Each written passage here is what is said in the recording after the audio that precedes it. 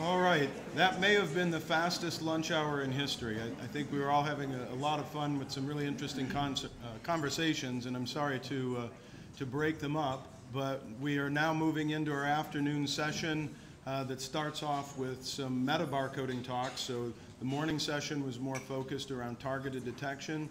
Now we're going to move into community analysis, and our first speaker in the afternoon session is Justin Mychek-Lander from Windsor. Yes. All right, thank you very much. Let's jump right into it here.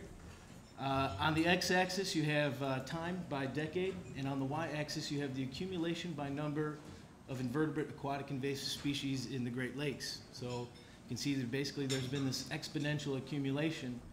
Some of these, like the quagga mussel, pictured here in some of the western North America, and on a shoe out of a lake in New York from a little while ago, have come with basically profound impacts, negative impacts. And of course, to understand these kinds of impacts out there, we got to get out in the environment and find these kinds of taxa. When you're scuba diving, looking for something that's super abundant, like a quagga mussel on an intake grate, and you know what you're looking for, you can find it pretty easy. But of course, in discussions today, we've had things like discussed about the pitfalls of sort of the traditional sampling that you can run into. One I'll offer, which I think hasn't been offered up yet today, is that even things like the resting eggs of these kinds of cladocerine copepods can be hard to differentiate among species, and can be very morphologically similar. Cryptic species, degraded organisms, all kinds of things that make traditional kinds of sampling limited. I thought maybe for a minute Dr. Hanner was going to steal my thunder on this slide, because he also presented this in a different form by Barnes and Turner. And even just in speaking to presence, the absence of species, which is what I'm doing today, you can start to think about all these kinds of questions. I'll really probably only focus on some of the things in Part E and Part C related to the transport of these organisms, where we sort of found them or did not find them out in the environment. And really, eDNA is a very sensitive approach, as we've seen today. I'm not going to give you all the background again, but when combined with metabarcoding, it can be very powerful to look for species out there in the environment. And this will lead us right into the start of my methods. We sampled the Grand River and the Sydenham River, kind of tucked in here between these three Great Lakes, southwestern Ontario. Really unique rivers in terms of their biodiversity. They've been impacted by anthropogenic factors, by invasive species. In particular, there's this community of native mussel species, some which are probably only endemic to this region, and some today are endangered and only exist probably in the Sydenham River in a few populations now. But in any case, we wanted to go out and we wanted to sample this, and I suppose three kind of main hypotheses would be just that the communities between the rivers would be different, communities within each river among the different sites would be different, and that we might expect to see different kinds of clustering of species in the sample sites along the river that we take. And here are those sample sites. The Department of Fisheries Oceans went out and helped us out in getting the samples. They sampled 43 sites in each river.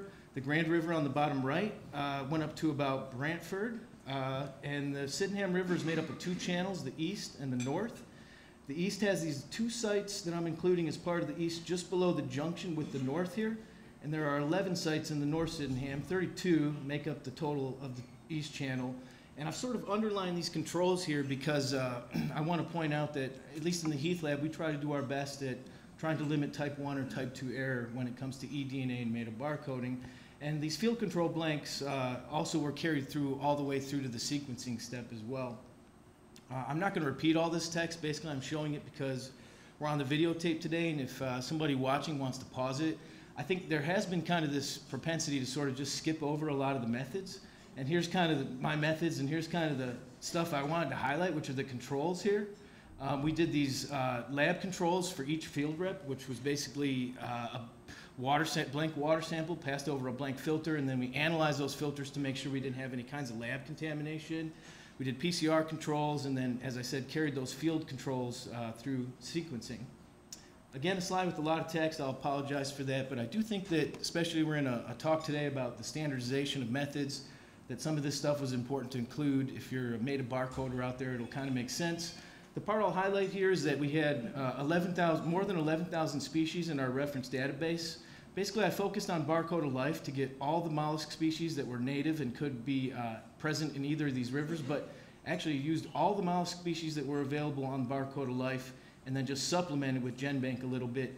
Did the same thing for Great Lakes invertebrate aquatic invasive species, including all that are already established and potential expanders into the Great Lakes, which I got off of published kinds of watch lists and things like that. And then also from Barcode of Life downloaded all the chironomids, calanoid copepods, bosminids, mysids, rotifers, and daphnids I could find as part of the reference database. And we set some pretty strict matching parameters and stuff like that. The results. I'm not going to repeat all these, but I will just speak a little bit to kind of the red line and underneath it here. Of all those different species in the database, we were able to identify 52 to the species level. There were also 4 that came back to genus level because of how I bulk downloaded some of those sequences out of GenBank for the mollusks, for the rare native mollusk species. I included these just because it's part of that interesting community that we wanted to keep a part of this data set. Out of these 56 total taxa, there were 5 invertebrate aquatic invasive species I'm going to show you in a second, and which will be kind of the highlight of the rest of my talk. And then 2 of the rare native mollusk species, one which is endangered federally and one which is threatened federally, that I'll sort of highlight. And then just to get into the data a little bit here, you can see that each river and even the 2 different channels in the Sydenham had a total different number of species in the data set. And these are those 7 species I said I was going to highlight, 5 invertebrate aquatic invasive species and 2 rare native taxa. This includes the federally endangered red bean mussel in the bottom left, quagga mussel we kind of know. Freshwater jellyfish is definitely new occurrences in this river, been found around the Great Lakes in the region a little bit before. 2 species of invasive oligochaete. The kind of one I've just denoted with the blue color here is from the Ponto-Caspian region. That's Petamathrix moldaviensis. And then we had an invasive calanoid copepod as well. So as I said, these are the 7 species I'm going to kind of focus on for my talk. This is kind of a heat map, and I'll try to explain this real fast because I actually have physical maps which will be a lot nicer to look at. But what you're looking at here in each column is one of the 43 sites for the Grand River, moving from the river mouth at the most left to the site most upstream at the right, and then of course some sites in the middle. Each row is for one of the 56 taxa. All 56 taxa are there. And what you're looking at in the black boxes are the occurrences of native species. In the gray boxes are the occurrences of the invasive species. And the little X's here are these really rare native mollusks that we wanted to look for. So you can start to think about this moving down a column, which would be at a single site, or moving across a row, where you can think about these things and whether or not they cluster or kind of seem far apart from one another. And to sort of contextualize this a little bit more, in the green rectangle here, we have all the bivalves that were in my database that showed up at one of the 2 rivers, at least one site in one of the 2 rivers, chironomids in purple. In the red ovals here are 4 of those 5 invasive species I had listed on the previous slide, and in the yellow are rotifers. This solid green circle here is that threatened species, maple leaf mussel, which I had previously mentioned. It's kind of in the lower reaches of the Grand River. And I want you to pay attention to these little kind of dashed green circles, which I'll show on the map here in a couple slides. These are just other rare native mollusks that aren't necessarily threatened or endangered, but are kind of part of that unique community to the Sydenham and Grand Rivers. So we can take a look also at the Sydenham River. It's important to kind of note here that over here on the right at this blue line is the start of the North Channel. It's just kind of a display thing here. So you have Site 1 at the North Channel, which is actually much closer to Site 1 all the way at the river mouth of the East Channel, if you remember where I showed you that map.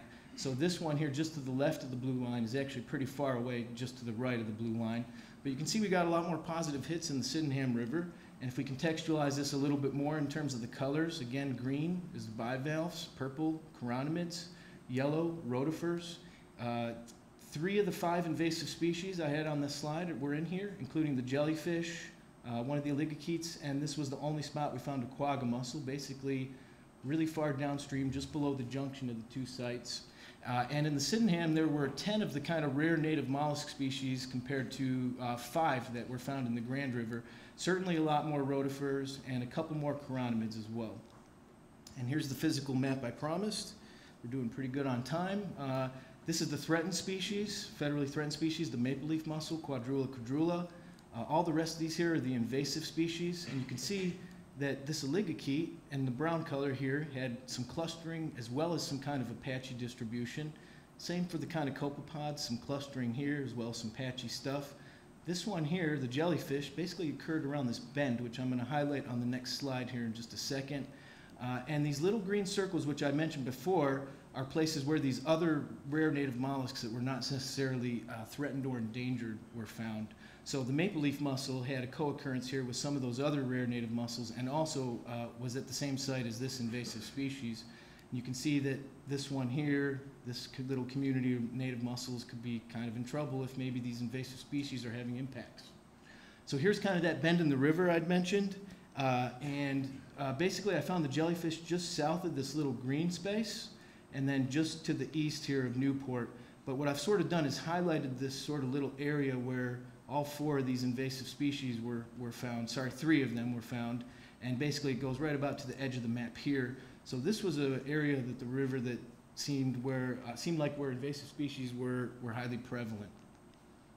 And we are on to the Sydenham River, where again, I found 2 species of the rare native mollusks. This one's the endangered species, the rayed bean. It basically had occurred at a site just below where the jellyfish was, and there were actually 5 of the rare species of native mussels that occurred kind of along this little stretch of sites. This is probably, I think, the most interesting kind of section of the river. You had a few other places where the rare native mollusks seemed to occur, including some overlap here with the threatened species. The quagga mussel, as I mentioned, down here just below kind of the river mouth. And the jellyfish had a patchy distribution in this case compared to the Grand River, which was sort of interesting, as well as sort of did the oligochaete. So conclusions, per the hypothesis, I think we can say that each river was definitely different. We did only use a universal primer set, so it's a little bit limited. However, I feel like our controls and everything were pretty stringent. Sites within each river seemed different. The descriptions of the aquatic invasive species in these rivers, I think, are the first ever, from what I can find. The rare endangered taxa, in my opinion, are really interesting, and I think this is a good method, as we've heard a lot about today, to sort of use non-invasive sampling to look for these guys. And what would be really great is if somebody developed species-specific target primer sets. I think some of those might be out there from Chris Wilson already. To sort of really hone in on these guys, you could sort of go back to the areas I found them and maybe do some comparative results. We think maybe some jump and drift dispersal kind of mechanisms going on. You saw some of the clustered and patchy distribution. It's a little bit tricky to say how some of these got there, but for example, with the jellyfish, I found a publication in which birds can transport sort of the egg stage or one of the life stages of these on their feathers. So the bird gets into a wetland and sort of picks up some of these things and then moves them around to the next spot. There's a lot of different factors, you know, live wells, people fish in these rivers, can move them upstream, all kinds of things.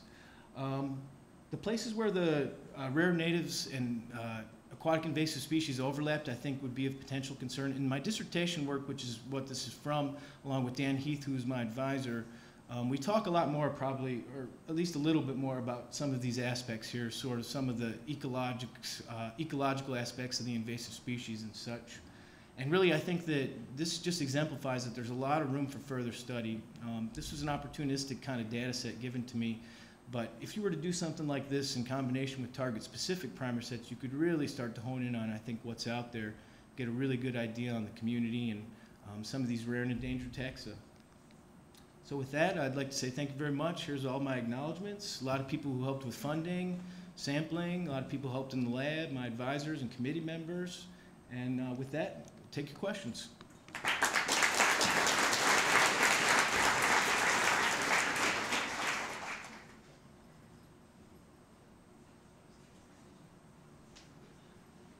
got time for maybe one question. Let me off easy. All right. Well, we can pick it up at the poster session. Thank you, Justin. Thank you very much. Our next speaker is Dr. Louis Bernatchez.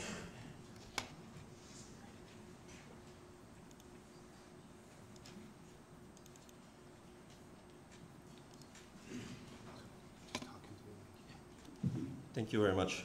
So I'm probably the only one here that believes that there's some potentially useful information about abundance being hidden in the eDNA data, but so that's what I'm going to talk about anyway, so I believe myself.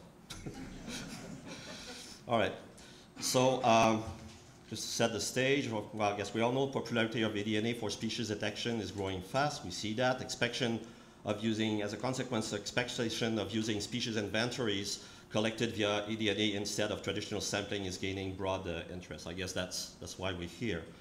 But what about quantifying abundance using environmental DNA? So some of the pioneer studies results in aquaria and small ponds suggested for the first time that eDNA could be used to estimate population abundance. So there has been and or total biomass. So there has been some publications on that. But empirical studies supporting the clear occurrence of a relationship between eDNA concentration and species abundance in large environments are still rare at best. So clearly quantifying abundance of using eDNA is still a contentious issue. We've heard that from Jared this morning. So well, just there's no way you can get something about abundance in eDNA. So that's contentious enough. So especially with metabarcoding. Yeah, that's you.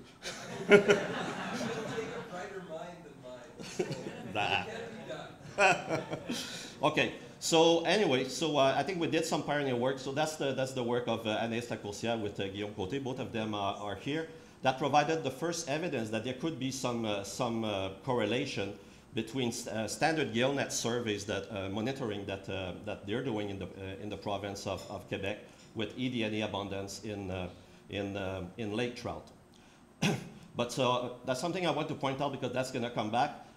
Correlation for catch per unit effort, so in abundance, here is slightly higher than biomass, but relationship here was highly significant, and this one was not significant because of much higher variance.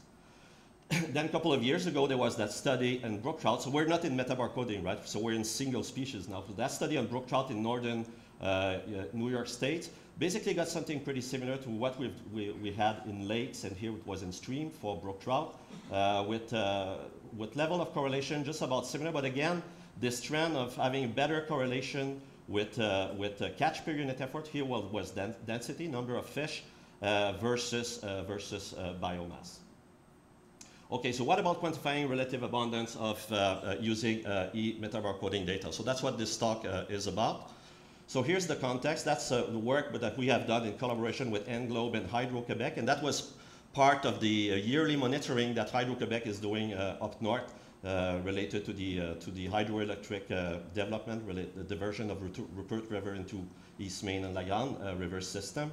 And so there's a series of 17 stations. So we took the opportunity to say, well, we're going to compare what's being caught in these standard monitoring GillNet surveys with metabarcoding. So their GillNets consist of experimental GillNets, 1 to 5-inch stretch mesh size versus metabarcoding data at 17 sites. And of course, water sampling for eDNA was done prior. They would set nets in the water. So that's the experimental design. 17 sites. We had 2 bottles.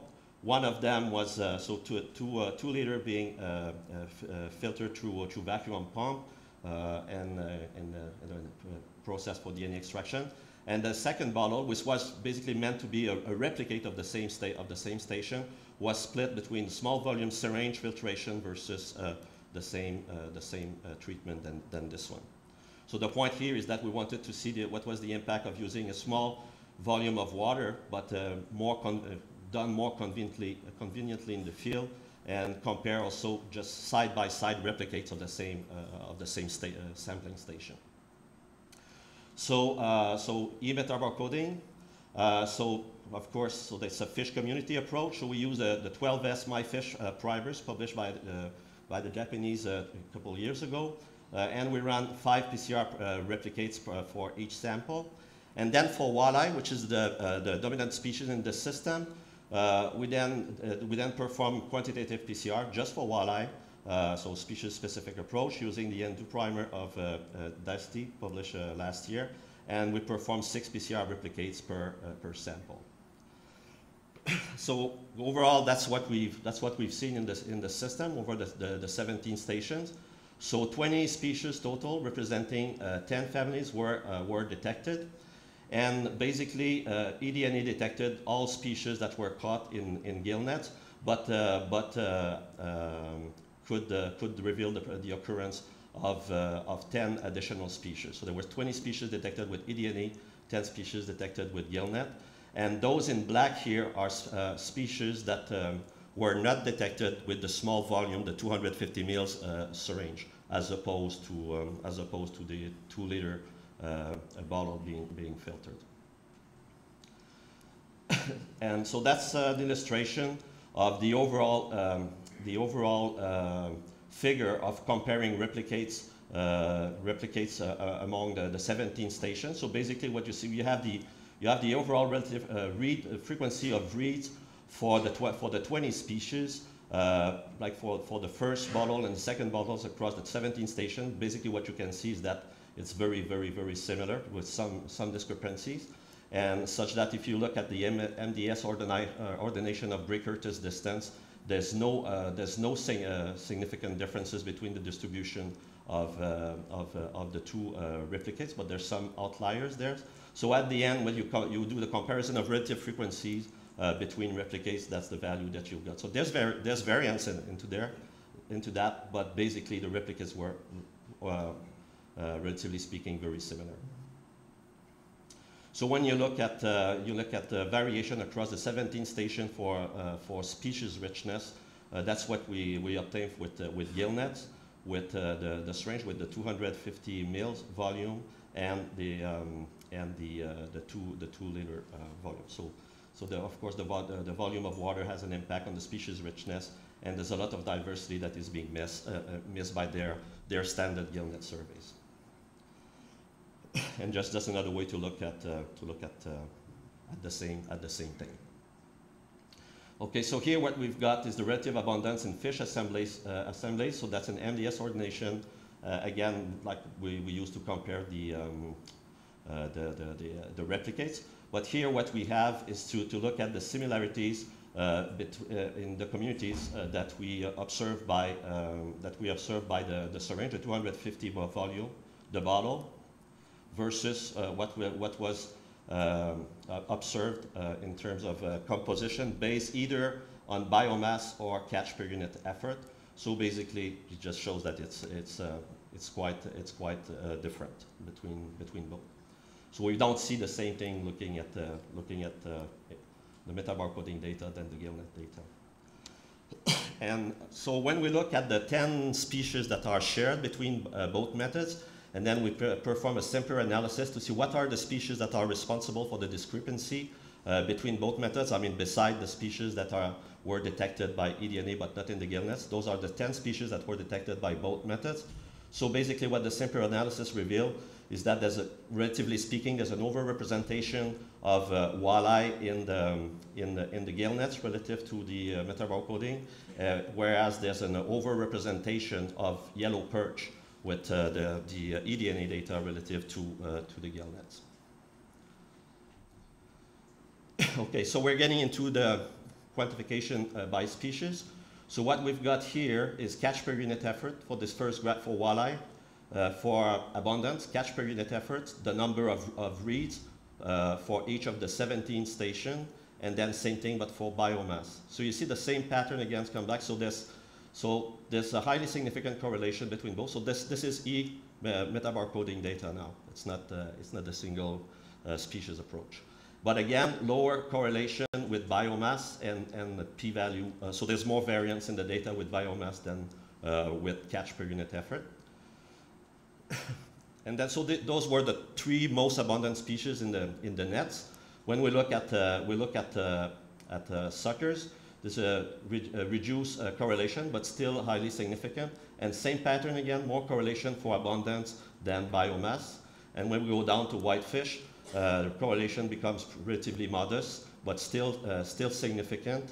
And again, well, this time I guess there's so much variance in the data that there basically this contrast between abundance and biomass does not show up with whitefish. So basically there is correlation between number of reads and abundance, and it seems like it fits the more, and it makes sense related with sampling variance. You get a better fit as when the abundance of the species is more important. You get a better fit with the data, and you expect that from sampling variance, obviously. So when we compare now for walleye, what we've seen with e-metabarcoding and a number of reads and qPCR, then we get pretty nice correlation between both.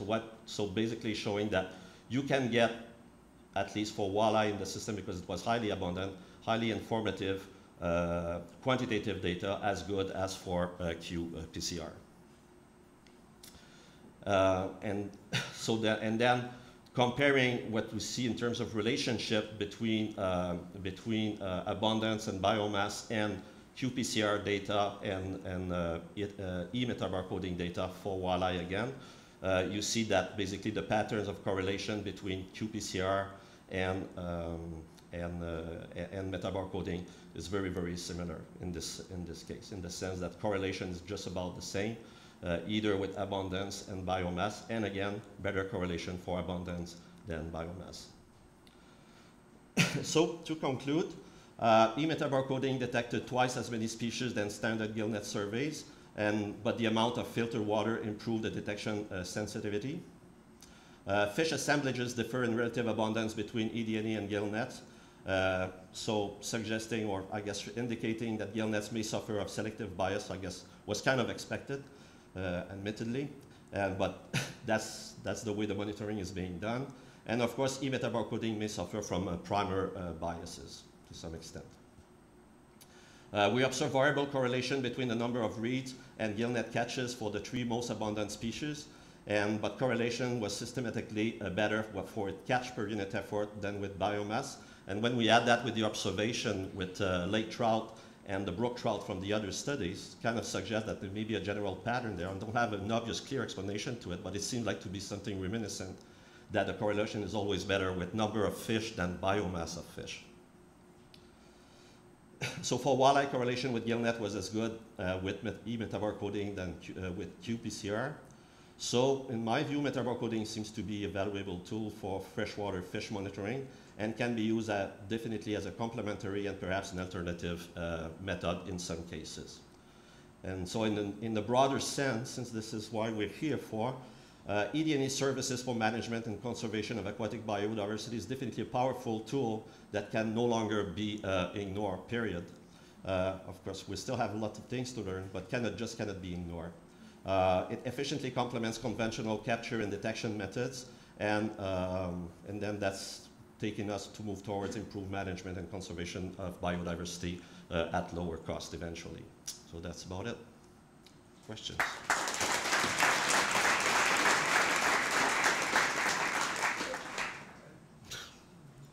There first. I don't want a question from you. Come on. Okay. My hand.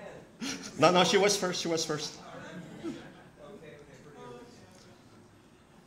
Wonderful work, really, really awesome stuff. Thank you. I was just wondering about the comparison between like the 250 ml volume, the smaller volume with the syringe filter, compared to the 2 liter filtration, sort of the standard method.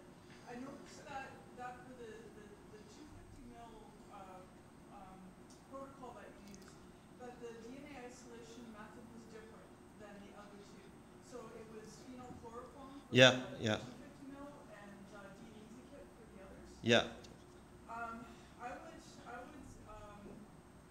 be careful about that comparison because the phenylchloroform extraction methodology is not as efficient as the DNase kit, and depending on whether or not there was carrier used within the phenylchloroform protocol, Yeah. that will affect the efficiency in which the DNA is actually isolated. Right. So But that's the method we have to use with that approach, right? So we cannot use the other method for the extraction. yeah. So it kind of goes with the constraints, I guess. We can talk about that. Yeah, okay. But there might be a way to get around it because it would be wonderful. If, Totally. Yeah, if you could get it to that point, but Yeah. think there might be a way to do that. Yeah, yeah. I mean, to avoid, everything. Simplicity and so on. Yeah. Jared?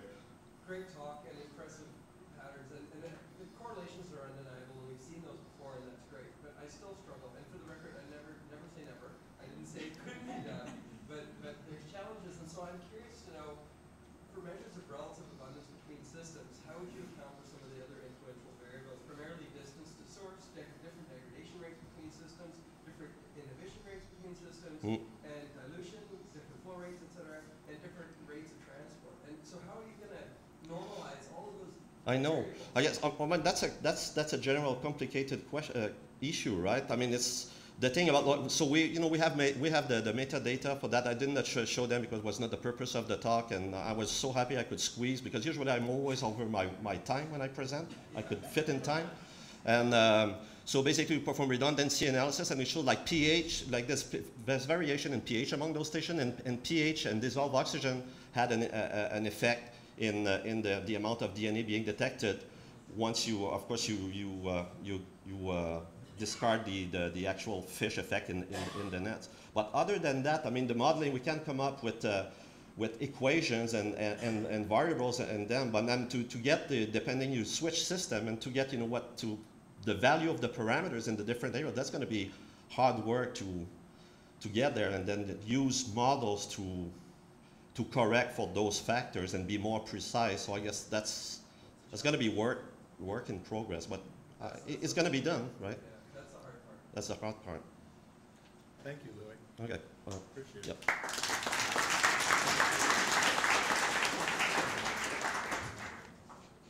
Our next speaker is Dr. Vasco Elbrecht, who will talk to us about Metabarcode primer design.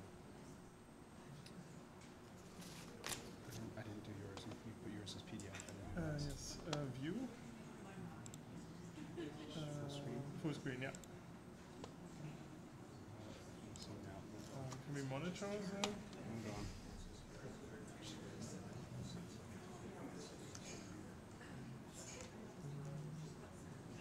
You're gonna screw finger out here. Duplicate, yeah. Now, hopefully it'll go back. Full screen. There you go. Okay, perfect. Thank you. All right. Yeah, thank you all for being here, and also thanks for the people who watch on YouTube. There were some really, I really loved the talks this morning, and I think really what stood out for me was that it's a lot about trust. So we should, everybody's excited about eDNA, and I think we should, because it's a great tool, but also we have to be careful that we account for certain biases and that we acknowledge the problems to not lose the trust of the people who want to work with us on eDNA projects. So this is where my talk will be kind of centered around, where it's, I'm mostly doing method validation on the laboratory side and bioinformatics, and I'm not going out too much and doing actual field work. So I'm more like a methods nerd, and I hope I can bring some of the challenges we face with metabarcoding, especially, to you today. And yeah. So if you look at eDNA, it sounds great, right? So we have a water sample, and we basically just filter that, take the DNA, run a PCR to amplify universal primer, and then use high throughput sequencing in the case of metabarcoding, throw a little bit of bioinformatics on that, and what we get is a complete taxa list in an ideal case, and we can do our assessment and answer our questions. So how does that compare to traditional surveys? So traditional surveys, as we all know, are a lot of work. In the case of, if you go for fish, electrofishing is a lot of work. We detect, let's say we detect a few fish, we get 3 fish of species A and 1 of species B. And then with eDNA metabarcode, we take our water sample, and then we get not a taxa list, but a list of basically read numbers. So we say we detect these sequences here 1,000 times, and those are assigned to fish A. We can also, maybe we don't detect fish B in this case, and we detect another fish we didn't detect with the survey, with electrofishing, which is fish C, which shows up with 300 reads. So that can have several reasons for that. Maybe this fish here, fish B, was misidentified in the morphological survey, or maybe it isn't picked up by the primer we are using. So there can be a lot of reasons, a lot of biases that influence these results. And the big question is, what can we take away from these tables? Can we just translate this into count data? And what count data is it? Is it biomass? Is it relative abundance? Should we just use presence-absence data? And I'm going to try and elaborate a little bit on that today. My actual background is not directly in metabarcoding of eDNA, but it's just metabarcoding. So I validate a lot of metabarcoding methods based on insect kick samples. Those are basic benthic kick samples, and I dry those, grind those up, and then I go through the same metabarcoding process, basically. So just amplifying the C1 barcode, sequencing and bioinformatics gives us that the taxa list. And what I basically look at was all the biases that influence our results in these cases. And I would say we have 4 big biases. The first one is related to the sequences we use. So with high throughput sequencing, we have high error rates. They're around 1 to 2%. And that will just introduce variation and sequencing errors into the sequences, and that just basically adds noise. So in the worst case, that leads to false positive detections. Then we have the case of biomass, and we will have the same issue for fish or most other things we find out in the wild. The different species have different size, and in case of eDNA, also different shedding rates. So that will show up in different proportions in the bulk extraction. So if I have a small specimen and extract it together with the big one will make up 90% of the reads in the extraction and will of course show up more in our samples. So getting true count data, true abundance, saying I have 3 specimens of this species is impossible because of the biomass variation. Then we also have primer bias, so we copy our fragment, and the primers don't copy all of the taxa equally well, and that means that we introduce a bias here as well, which skews abundance. And the same is true for mitochondrial copy number variation, where different species can have different number of mitochondria or mitochondrial copies in the cell. And this also changes with life history and also the tissue we are looking at. So in conclusion, I personally would say we can get some kind of abundance, but how accurate is the abundance? So Lewis showed in his presentation a correlation, absolutely, and I don't doubt that, but the R² values are quite big, so there's a lot of scattering. So how useful is this abundance data that we get, basically? So personally, I'm very careful with abundance, so it's possible to get it to some degree, but how accurate is the abundance data that we get, right? Oh, that was one too much. So the troubling thing with eDNA metabarcoding is that we take these biases that are inherent to metabarcoding and we add eDNA-based biases on top. So I have a few reviews here which touch on that a little bit. So you can imagine that basically we have the metabarcoding biases, and then we have a big black box, which is eDNA, basically, because many biases in eDNA, we know about them, but we don't have them well characterized. So what about shedding rates? What about degradation? We know that these things will influence the results, but we haven't quite quantified these things yet. But I think we all are working on it, and maybe in a few years we will be able to do that, and we get closer to improved count data. But I would say at the moment, this is still a black box, and this is a lot of things to work on, and a challenge we should, as a community, still try to address, basically. The whole thing is less of a problem if we have targeted approaches where we just look at a single species with specific markers. Then we at least can remove some of the eDNA metabarcoding bias, which are linked to metabarcoding. But still, I think eDNA metabarcoding, we've seen it in the 2 talks before quite nicely, is a really amazing tool. We just have to be cautiously. And I also think there's a little bit of hype around eDNA where we should sometimes step back and make sure that we don't oversell it. So what can we say with what kind of data can we generate with metabarcoding? So can we get the exact number of fish? Probably not. I don't think it will ever be possible to say we have 3 fish of this species in this lake. That's impossible. Biomass with eDNA metabarcoding is also still difficult. With species-specific markers, I think it's more possible. So that's certainly a possibility in some cases. Present absence, however, we can assess with eDNA metabarcoding. That's for sure. And I would also argue relative abundance we can get as well, where we can say, if we convert basically all our read counts into percentage, we can say, okay, for species A, in the sample 1, we have less than we have in sample 2. That basically doesn't say how much we have, so we can't say we have a lot of the green fish here, right? Because maybe we have very little DNA of that green fish, but the primer is preferring that DNA, so it gets over-amplified. So it still is difficult to get exact abundance, but we at least can say in this sample here, we have less than in the other sample. So it's more like we have a few of these fish here and more in the other sample, if that makes sense. And also one other issue is because we have primer bias and also the size variation, we will not be able to capture everything in the ecosystem with eDNA. So that's just how it is. So there are some solutions proposed for solving these, especially this primer bias issue. So one of that would be to use multiple markers of primers. We're saying if one primer set is biased, why not just take 3 primer sets and like increase our species recovery? Also, ribosomal markers were supposed because there the binding site is more conserved. So if you look at CO1, we have a lot of variation in the primer binding sites, and it's difficult to design primers for that.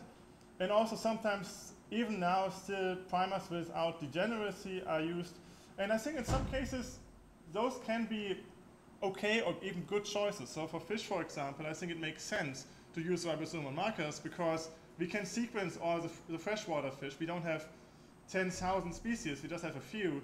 So we can build the reference database. But then for CO1, it's kind of unrealistic because we have so many CO1 sequences, and to just do everything again for insects, that's kind of tricky. So what I would suggest in many cases is really that we have to validate our primers much more thoroughly and really validate, is the primer set I'm using appropriate for the taxa I want to look at, right?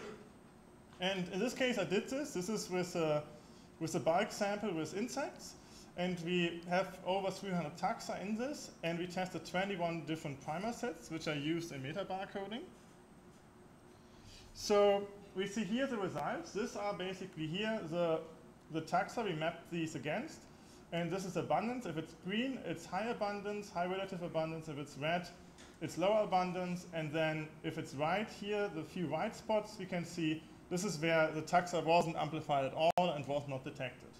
And what we can see is that some primers, we really see like some red lines in here, that some primers have really poor performance, while others, which I would say are well designed and very suited for this community, for this mock community, basically detected the same taxa across the board. So with a good primer, we basically, with a single primer pair, we detect 95% of the taxa in the communities. For example, the Laval primers are good, the Gibson primers are good, and then the BFBR primers, those are like some good examples.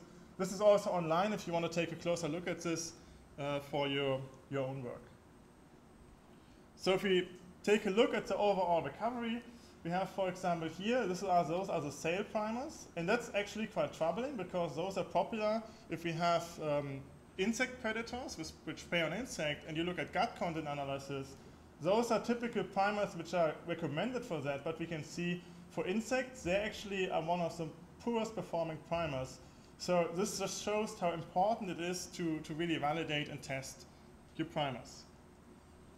So the conclusion of this small primer test was basically there are really good primers out there. We just have to find them and we have to use them. That's kind of the big take-home message if it comes to primers. And then also I would say if we have the chance in a project, this of course depends on the project question, but if we can get away with just designing species-specific markers, that should be preferred over using metabarcoding. If you're just interested in, let's say, 3 different fish species in the ecosystem, I think it's better to design species-specific markers and use qPCR because metabarcoding has all of these additional metabarcoding-based problems.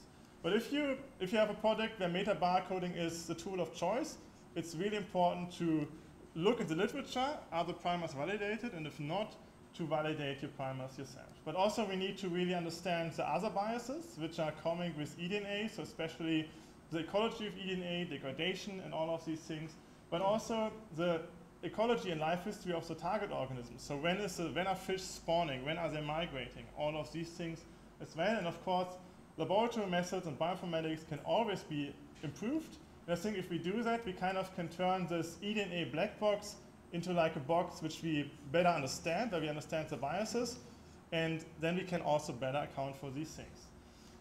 I really have to stress that all of these shortcomings or challenges at the moment shouldn't really affect us too much. I think still eDNA is already very useful, and I think all the talks today really demonstrated that. We should embrace the technology and use that.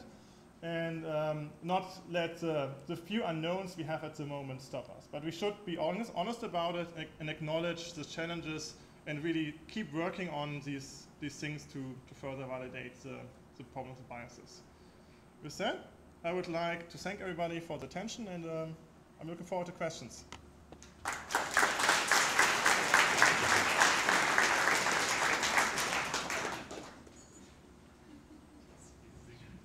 Thank you, Vasco. That was excellent. Any questions? We could maybe take one quick one. Taylor? So metabarcoding, typically, like you generated your individual sample and components, and then you pooling them often intermodally. Does that impact when we talk about relative abundance across different samples? So because the total number of sequence templates or things that sequence does that make sense that depending on how you pool those components could influence your? Yes, so if I understand your question correctly, you are asking if the pooling of different samples on the sequencer, if that has an influence, if you pool them equimolar or not. All right, so I would say the one thing that happens is that basically I would say it shouldn't have too much of an influence because the proportions should be still the same, right? If I use 10 times more of one sample on a sequencer, basically the proportions should still be the same as if I just would use like half of it. But of course, if I pool more on it, I have higher sequencing depths, and then I will cover more of the sample. But usually I try to keep the sequencing depths equal for each sample to have it more comparable.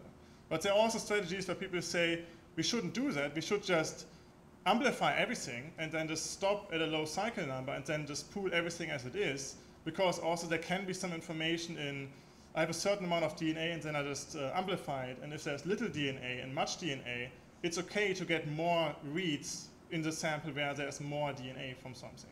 So, but that, I would say that has to be tested further, yeah. Thank you. We have to close questions for now. Our next speaker is Dr. Austen Thomas.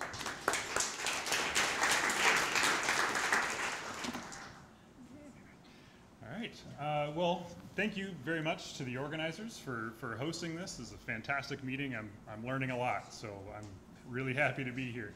I too am a methods nerd, and I really like that title, so I'm going to use it from now on. So my name is Austen Thomas. I work for a small company out of Vancouver, Washington called Smith Root that focuses on fisheries conservation science. But before I get going, I want to recognize my co-authors. So Sam Stanton just finished up her master's at Michigan State, and the data that I'm going to be showing, the field data, is from her master's work. Jake Ponce is also at Smith Root, and he's also working on a master's in fishery science, and he did a lot of the lab work associated with this study. Mika Sinisel is here in the room, and she's a molecular biologist at Biomeme. And of course, you all know Karen Goldberg at this point at WSU, who did a lot of the laboratory analysis validations for this work as well. So it should come as no surprise to the people in this room that invasive species are a problem. And Tributaries and colleagues did a great review paper highlighting a lot of the different sort of methodological considerations and the things that we should be doing for invasive species monitoring. And this quote jumped out at me, the loss in ecosystem services caused by NIS introduced by the shipborne invasion pathway alone is estimated at $138 million annually, just in the Great Lakes. So this is a serious issue that we should be considering. And these authors also highlighted toward the end of their paper that they can envision a future of NIS monitoring using real-time field-portable DNA detection tools. And it's interesting because at the very time that they were publishing this paper, we were working on precisely that. And the benefits of such an approach would be the ability to follow up new finds with immediate management response, right? So the idea here is if you get results on site, you can potentially take an immediate management response to that result. So this is an infographic representation of the system that we've been developing, starting all the way from the shedding of DNA through to results. So fishes and other organisms are constantly shedding their cells into the environment, largely epithelial cells. Those cells contain multiple mitochondria, which happen to have lots of great barcoding genes in them. We use a backpack portable pump system with a single-use filter housing that concentrates that water and captures those clumps of cells. And then We pull that filter. In this case, it can be anything from a glass fiber filter or a nitrocellulose filter. Any sort of 47 millimeter membrane filter can fit in here. It goes into a lysis buffer that is part of the biomeme system. A 5-minute DNA extraction process, which is pretty exciting for those of us who've done 3-day DNA extraction processes.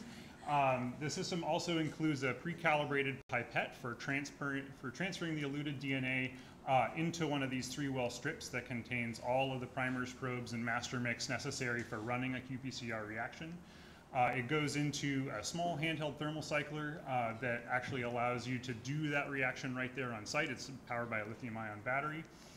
It's driven, there are a couple different models. The first model that came out was driven by an iPhone interface, so it's going to run, flexible protocols. You can use sort of the iPhone interface to, put in whatever thermal cycling protocol you want.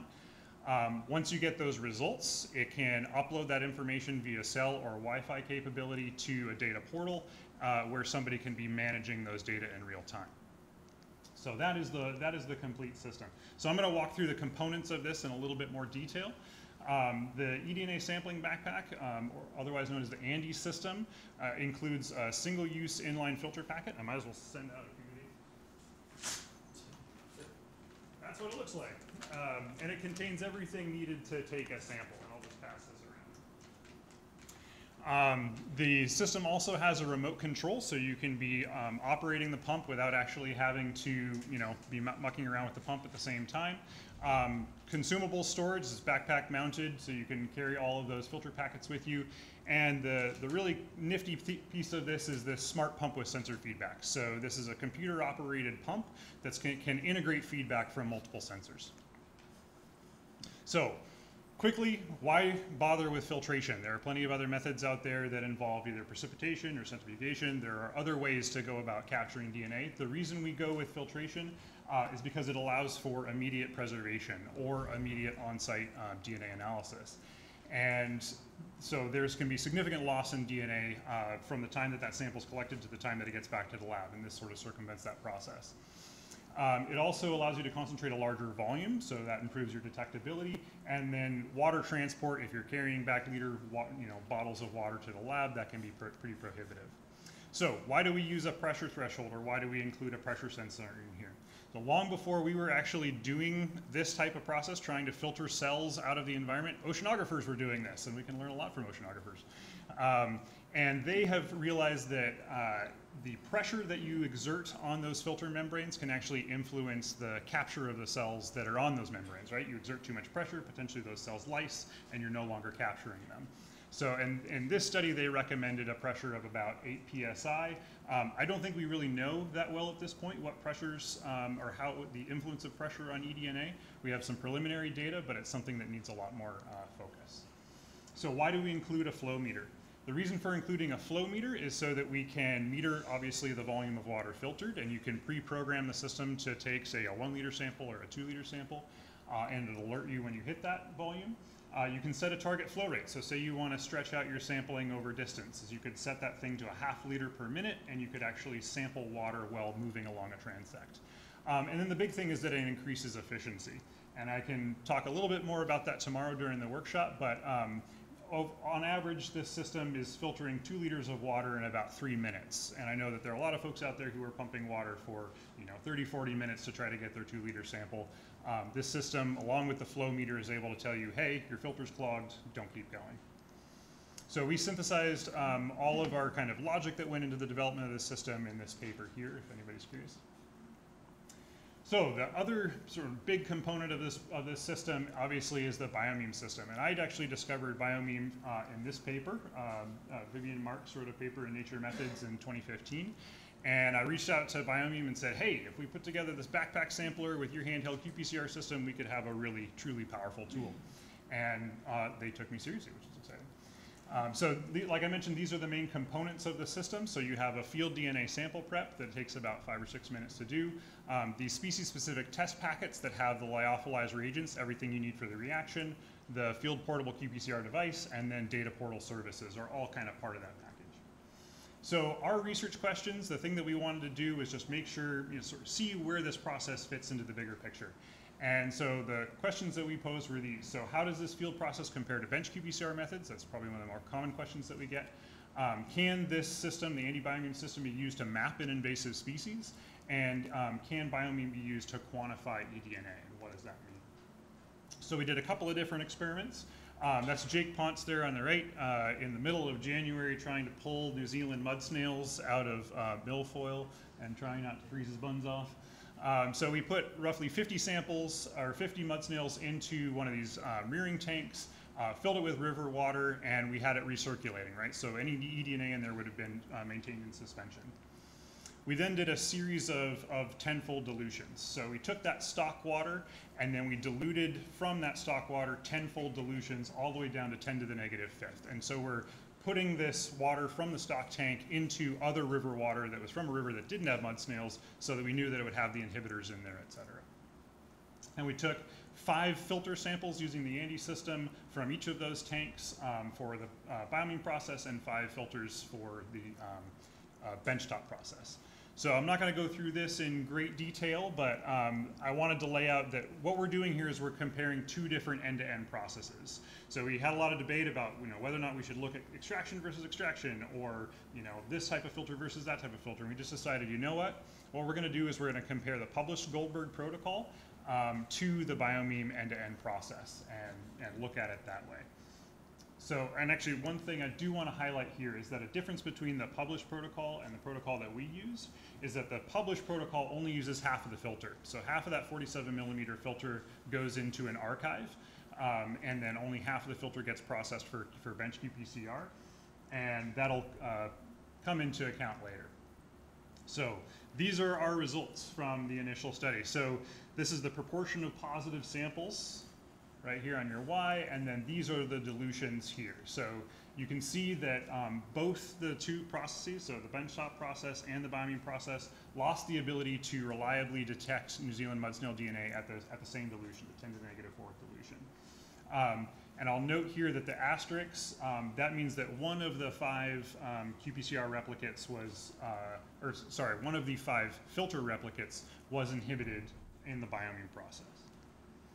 So for those who aren't as familiar with how qPCR works, it's just a series of heating and cooling cycles that produces light. That's pretty much what it is. So I know it sounds pretty simple, right? So the earlier it amplifies, meaning so the fewer cycles required to produce that light, means that there's more DNA in that sample. There's more template to start with. Versus if it takes more cycles to amplify that DNA, then you've got less template DNA or less initial starting DNA in that sample. So a CQ value or a cycle threshold value, this can be used as a way of comparing these 2 different samples, and this is how we actually do our quantification. So now we're looking at the CQ values of the bench qPCR relative to biomeme qPCR, and these are the averages of the 5 replicates from each of those dilutions. And what we see is there's a really strong relationship between the filter replicates taken for each of the 2 processes.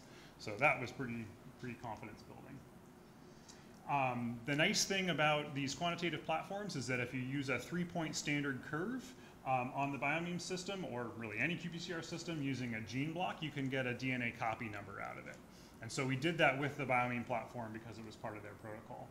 And so now what we're seeing here is this is the biomeme log starting quantity or copy number, and those dilutions there on the x-axis. And what we see is that there is consistent amplification or consistent quantification at each one of those dilutions, right? So from those 5 replicate samples, we see sort of a consistent quantity of DNA being estimated from each one of them. This ranged from a max of about 24,000 copies per reaction down to a minimum of about 21 copies per reaction. So this is, again, Sam Statton's data. So we're talking about our field study now. I'm going to go through this pretty quickly. They sampled 2 different rivers in Michigan, 11 different sampling locations using the Andy biomeme system, 3 samples per site from 3 different habitat types. They did variable water volume, and so that's why we actually normalized all of these samples based on the liters of water that have been filtered. So what I'm going to be reporting is eDNA per liter, which is essentially the starting quantity per liters of water filtered. And then this was also compared to a visual survey. And then I'm not going to go into the seasonality study, but we had an additional 36 field samples from the seasonality study. So what we're looking at here, these are the two different rivers, the maps of the sampling locations, and then this is that log eDNA per liter. So that's your sort of quantitative index of how much mud snail DNA was in those samples. So 9 of 11 locations tested positive. And now if we're comparing this to a visual survey, so the visual survey broke it down by not detected, low abundance, medium abundance, and high abundance. What we see is that in those locations where we had 500 to 3,000 copies per liter, those were the samples that had medium and high abundance based on visual surveys. Those with sort of this 40 to 500 copies per liter had low abundance to medium abundance. And then we did actually get a detection using DNA that we did not identify mud snails visually.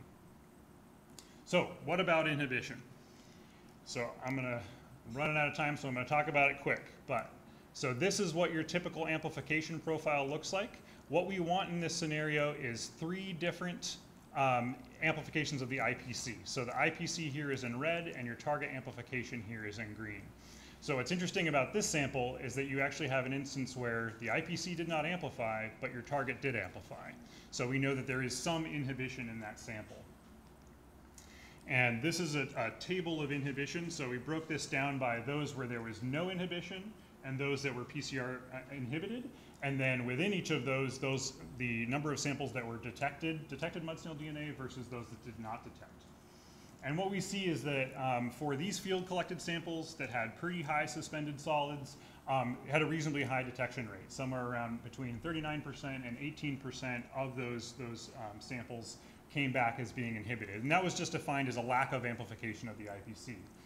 But within those inhibited samples, a reasonable number, close to half, were actually also amplifying the target. So it becomes a little bit of an interpretation challenge here. What do you do when you have an inhibited sample, but you actually get detection? But we just wanted to make sure that we laid this out properly. So there are things that we can potentially do to mitigate the inhibition issue. So a settling and transfer protocol, additional sort of field centrifuge steps that might remove some of those suspended solids before you go into the extraction process. And what we concluded is that the anti-biomeme system is a viable method for on-site eDNA detection. We found similar detection sensitivity between the biomeme system and the benchtop qPCR protocol. The big caveat there is that we were using half of the filter for the benchtop protocol. So theoretically you'd get more detections if you were working with a full filter for bench. It can be used to map the distribution of an aquatic invasive species. It does appear to do a pretty good job of estimating relative abundance, at least categorically. And then additional refinement of the biomeme protocol is needed to deal with these turbid waters. And I think Jesse's going to be talking about some of those processes that they're working on tomorrow to mitigate the inhibition issues. And very quickly before I end, I do want to mention that one very powerful application of this system that kind of works right now is filtration in systems that don't have high suspended solids. So in an aquaculture setting, particularly for salmon aquaculture where the water is pretty clean, we are getting reliable detection of fish pathogens in the water column. So it's a great way of doing microbial monitoring in the water column. It is non-diagnostic. I want to be very clear about that. This is not a diagnostic tool, but it is a good way of doing environmental microbial monitoring. And we just published a paper on that. So the next steps for the ANDI system are going to be integrating a GPS and doing data logging for those who want to be able to track their movement or their filtration process over distance. We're adapting it for boat-based sampling, and then we're really sensitive to the fact that there's plastic waste as a component of this process, and we're working to turn that into all biodegradable consumables, so we don't have to worry about plastic waste. With that, I'll say thank you.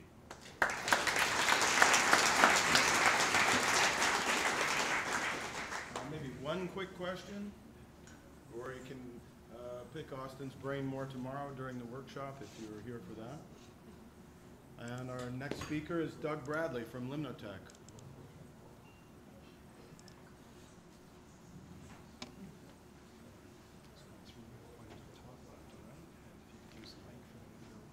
Sure. All right, thank you very much. Appreciate the opportunity to speak here. And Just a great conference. It's a great group of people. It's a nice mix of industry, regulatory folks, researchers, consultants, like myself. What I'd like to talk about today is something a little bit different. It's a collaborative work that we've been doing with the Electric Power Research Institute, funded by the Electric Power Research Institute. And I think most of the members are, although there are Canadian members of EPRI, many of them are US based. So a lot of my experiences are US based. So apologize for not being more broadly encompassing, but that's my experiences. Environmental DNA education and support for the electric power research industry, I think is eDNA is at a point right now where it's a fantastic opportunity. I like some of the initial work introducing genetic identification tools to EPRI and the industry, I think came from some of the earlier larval fish and early life stage monitoring and trying to identify some of these really complicated early life stages and using things like barcoding to do that. I feel like we made some really great progress getting the industry and regulatory folks more comfortable with using genetic identification tools for those early life stage species, and that helps sort of set the stage for more I guess comprehensive environmental monitoring as a potential tool for the industry. The industry itself, for the electric power industry, for those of us that work in it, or those of you that don't, it's very broad. If you think about things like traditional generation versus some of the transmission systems, distribution systems, renewables, solar, wind, hydro. There's a broad suite that covers and are located in a massively broad, equally broad set of environments, including marine, freshwater, terrestrial, just pretty much every environment you can imagine. These facilities are located or have some sort of component of them that runs through or across. And equally as important and challenging for the industry is trying to understand ways to use their different traditional monitoring methods to do a good job of being able to document their potential impacts or their effects during operations or maintenance, or when they're looking at new siting, or even just at the planning stages. How do you do this really effectively with traditional tools? And is there a place for environmental DNA methods to help improve some of the efficiencies, the detectabilities, monitoring, decrease costs, all of those kinds of things. So that's where we come in, and we've started to develop this, look at environmental DNA methods for their particular applications. As you may or may not know, the industry is pretty cautious about accepting and new monitoring methods. There's a lot of things that people have been doing for a long time, they're comfortable with, they're accepted by the regulatory community, and making change is not always comfortable making for this group, and understandably so. There's a lot riding on some of the decisions, some of the detections that they're having to find, their need for monitoring, their frequencies. All of those things are costly and can be impactful on their permits and programs. Thinking about it from the standpoint of are there limitations to their current monitoring methods? I think everybody recognizes, including the industry folks, that all sampling methods have limits. How does environmental DNA fit within those, or maybe it improves upon some of their current monitoring approaches? And what is the state of the science? There's a massive number of papers that have been coming out. And the members, the environmental managers, are trying to take it all in. Many of them don't have time to read up on it. So trying to summarize this information into something that's sort of tangible is one of the challenges that we've had as consultants to EPRI and their members. Some of the generic questions, the basic questions that we had as we started talking about environmental DNA with EPRI folks is how are these methods comparable? Are these considered supplements or complements or just improvements? Will they be acceptable? Are they acceptable to the scientific community, let alone the regulatory folks? And can they improve some of our challenges where safety is a concern and some of their monitoring requirements in some of these challenging environments? And also, almost as importantly, how are they cost-wise? Are they as cost-effective? Are they more cost-effective? All of these kinds of questions are things that are brought up by the electric power folks.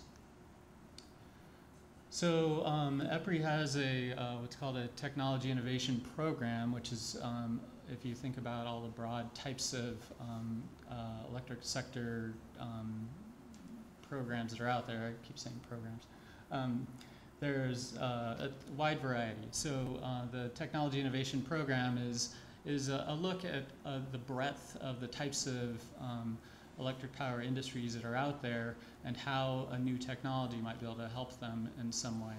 And eDNA seems to fit right in with that technology innovation program, especially at this point in time. So we brought this to, made a proposal, submitted it, got it accepted through EPRI's technology innovation program, and are moving forward with that. So that's what I'll talk about today is how can some of our goals here for the innovation project are how can we support the various types of electric power sectors that are involved.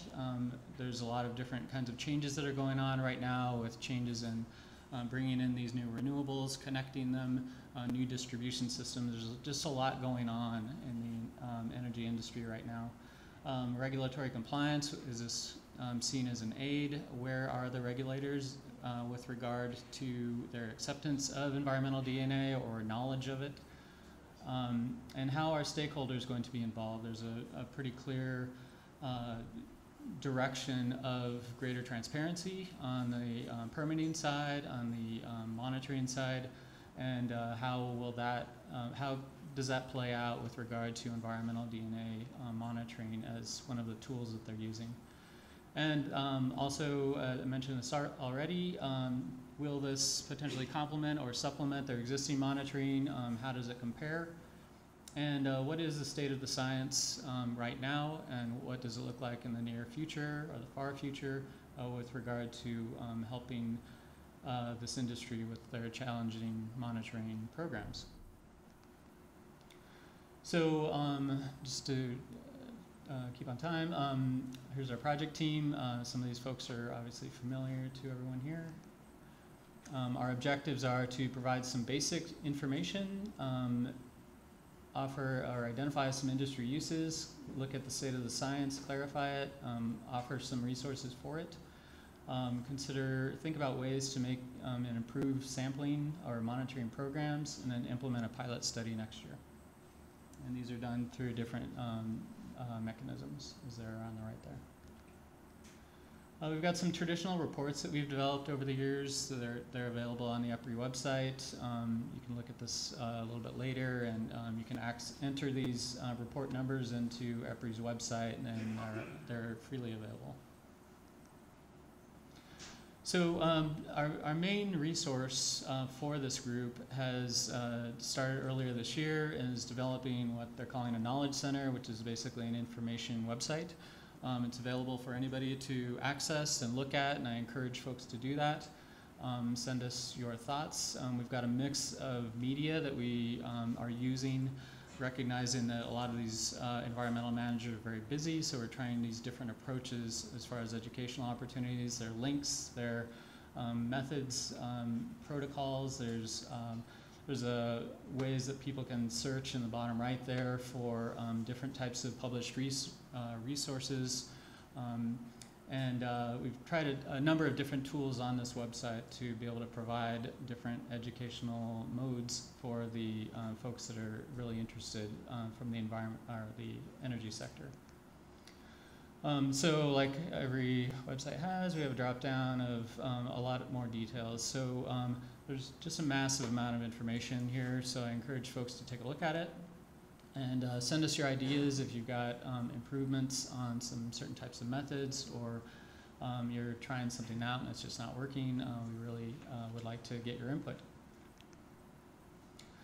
We had planned a workshop last month in Charlotte, North Carolina, and my suggestion to everyone is don't plan a workshop anywhere near a hurricane area when it's hurricane season. So our workshop's being delayed. It was we really spent a lot of time getting everybody's time together, working out the agenda, and then of course this exact week on the Friday before, we had to basically say, sorry, we can't do it. It's just too dangerous.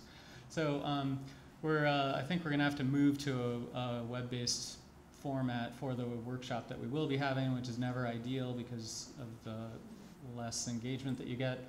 But we're still really excited about the workshop and moving it to a different format to be able to get all of the involvement and the types of information that we're looking for from the industry members. So rescheduling a workshop, we're looking for that. At that workshop, identifying a project for 2019 that we'll be implementing with the funding that we have, and then getting that project going, and then reporting on it at the end of probably the following year, actually. So that's where we are, and got a lot of folks to thank. It's really quick talk. I'd happy to talk to folks later tonight at social, but a lot of people to thank, and appreciate your time.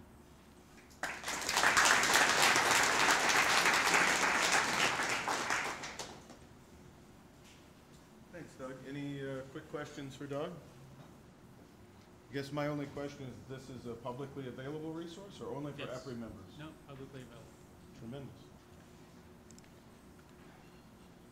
Our next speaker is Anna Maria Tomlinson from Canadian Standards Association, who will talk about the role of standards in supporting eDNA innovation.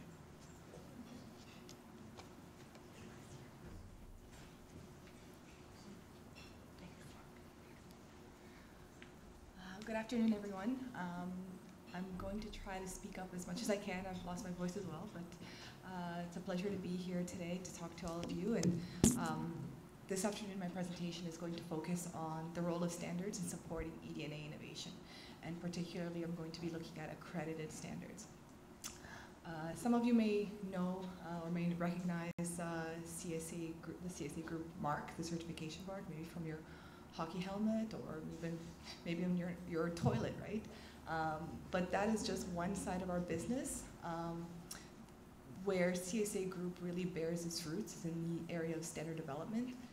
And this area is a little bit less well known, so this is what I'll be focusing on today. So let's first take a quick look at CSA group and what we're all about. We've been around for nearly 100 years. We started out in 1919 developing a standard on railway bridges. And since that time, we've grown to become the largest and most diversified standards development organization in Canada. So today, we're recognized as a strategic partner, a trusted advisor, and we continue to develop standards to help advance safety, sustainability, and help bring innovative products to market. We develop standards in more than 50 different areas of technology, including electrical and gas, construction and infrastructure, environment, and healthcare. And we're accredited in Canada by the the Standards Council of Canada, and also in the United States by the American National Standards Institute to develop accredited standards. Before I carry on about accredited standards, I just want to explain quickly the difference between the various types of documents out there. We have standards, codes, guidelines, commentaries, so how can we distinguish between these various tools at our disposal? So the easiest way to differentiate between them is to think of standards and codes as really being typically developed for adoption into regulation. They set requirements for the use, safety, and performance of either products or processes. And the requirements are established as mandatory minimum requirements. So someone following a standard can go ahead and move beyond those requirements, so exceed those, but they, at a very minimum, must meet the minimum level requirements. So it establishes a baseline. On the other hand, we have guidelines and commentaries, and here these documents may be structured in a similar way to standards, but the language is much more flexible. So they'll use verbs like should and may instead of mandatory verbs like shall. So the language allows for flexibility in the application. They can also be referenced in regulation, but again, they're made to provide recommendations as opposed to requirements.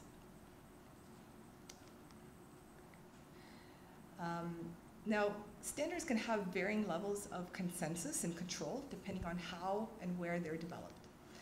So at the very first level, we have private or sector-specific standards. These might be developed by industry associations or a group of stakeholders that have gotten together and realized that there's a need for standards in their respective area. Moving up one level, we have provincial level standards. So that would apply to maybe the province of Ontario or BC or whatever the province may be. And then moving up one level from there, we have accredited national standards, and this is where CSA is very active. Further still, we have binational standards, so CSA can partner with other SDOs and develop Canadian, US binational standards. Sometimes we can do this on our own because we are accredited in Canada and in the US, so we can work with harmonized technical committees to develop a standard that's applicable not only here in Canada but also in the United States, so it achieves more of harmonization across the border. And at the very top, we have international standards such as ISO and IEC standards. And these are developed by reaching consensus among the countries that are participating in the standards development process. And once those standards are developed, they can then be adopted into, for example, Canada by standards development organizations such as CSA. And so as we move up the pyramid, we're reaching an increasing level of consensus. So we have a wider and wider group of stakeholders that we're working with who must all be in agreement with the requirements that are being prescribed by the standard. On the other hand, you have a decreasing level of control at the individual level as you're going up the pyramid. So there's this trade-off to consider when you're trying to decide at what level should I be developing my standard, right? If you're going way high on the pyramid, you may be giving up some of your individual control, so you're having to come to an agreement with what's important for the other stakeholders around the room, maybe giving up on some of the things that you value a little bit more, right? But then lower on in the pyramid, perhaps your standard doesn't have the necessary impact that you're trying to make. You're not showcasing consensus of a wide enough audience. So when we think about standards for the eDNA field, we're looking to achieve consensus first and foremost at the national level through accredited national standards. This would help set, again, a level playing field, a set of baseline requirements upon which everything can be based on. The key benefits to the accredited standard development process that we follow are, first of all, that we use an accredited consensus-based approach, which ensures that there's respect for the diverse stakeholder interests. So we work with technical committees to develop the content of our standards, which ensures that the content is not only technically sound, but also by working with different interest groups and maintaining a relevant and balanced stakeholder representation, we're ensuring that, that we are taking into consideration all of the important viewpoints for the development of that standard. And last but not least, each standard is reviewed at least every 5 years, and what that does is it gives us an opportunity to ensure that the standard is still relevant and still technically sound. So we have that opportunity to see, do we need to make any updates? Do we need to make any changes to ensure that our standard still meets our needs? Now, you might wonder who is involved in developing these standards. We talk about these technical committees of experts. And what we're trying to do is ensure that we have the right voices around the table. So we work with representatives from government bodies, the research community, regulatory authorities, business interests, professional service, as well as general interests such as consumer groups, for example. And we ensure that we have a balanced representation around the room. We work with what's known as a balanced matrix. And what that does is it allows us to check that there isn't one category that's able to significantly outnumber or outweigh the viewpoints of the other interest groups around the table. Now, once the standard is published, it's actually voluntary upon publication, but it can become mandatory if it is referenced in law, code of conduct, or in contracts. And regulatory agencies can decide whether to reference the standard alone or whether they need more than what the standard prescribes. So to give you an example, approximately 70% of CSA's occupational health and safety standards are referenced in regulation, as are about 40% of our construction standards. Now, we think of standards in research as being interconnected. The standards development process is about more than just writing standards.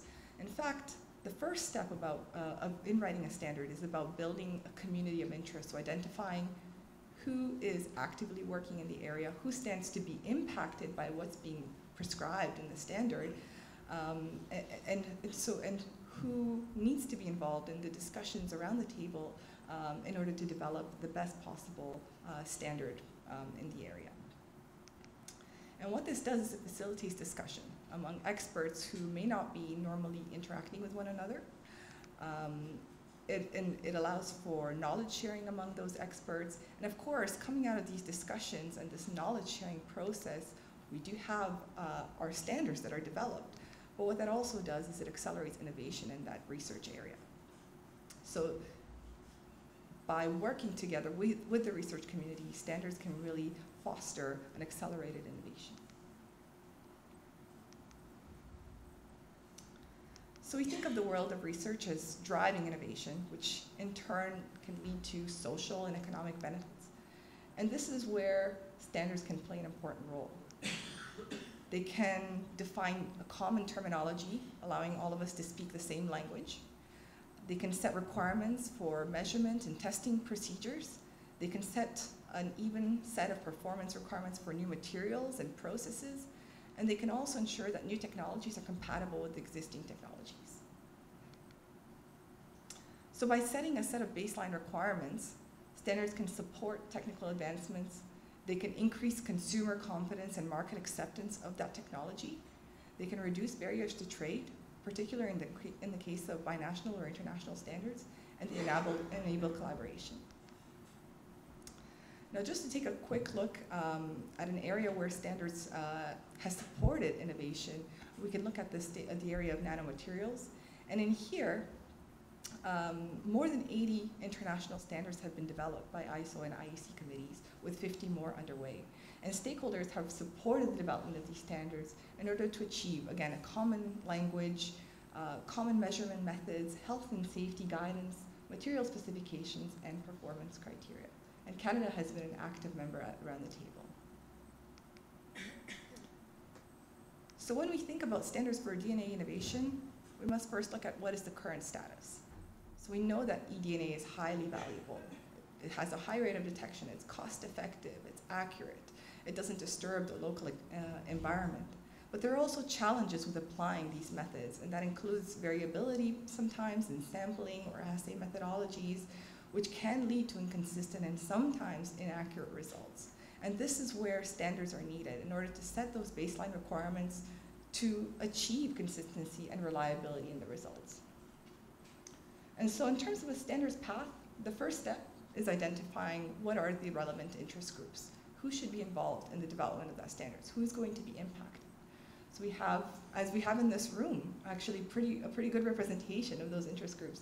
Academics, consultants, labs, government bodies, and also the users of those methodologies, such as the natural resources companies and construction companies who really stand to benefit from the application of these tools. The next step is to assess the level of readiness. Is there sufficient information available that can be used in order to develop the content of the standards that we're talking about? Has enough research been done in the area? Are those best practices available and recognized? And last but not least, we need to take a look at which specific areas require standardization and what would the scope be for those standards that will be developed. And these can include, so as we've heard today, field sampling, assays, and methods. And I'm sure there are, as I'm sitting here in the room, I'm scribbling down notes. There are many, many areas for us to be looking at. So it's important for us to be able to recognize those and organize them into discrete standards. So in summary, accredited standards are a really powerful tool that can support innovation in the field of eDNA research. They can set baseline requirements in order to achieve consistency and reliability, which can then build trust among regulators and users. And this is so important in order to ensure that this technology, this powerful tool, can be accepted more widely and used more widely and reach that market growth. Thank you very much.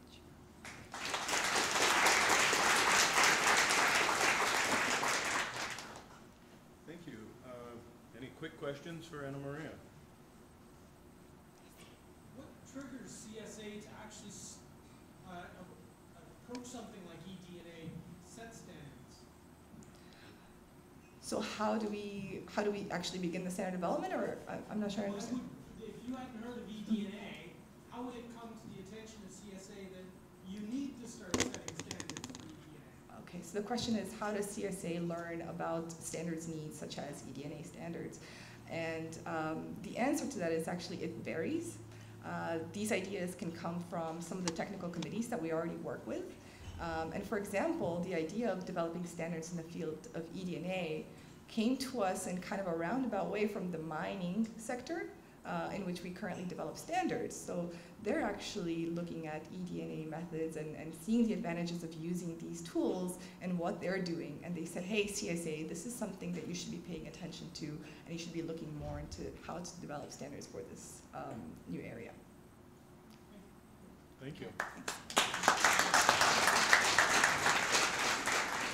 Our next speaker is Dr. Chris Wilson. You are going to keep me on time, right? Okay, just checking.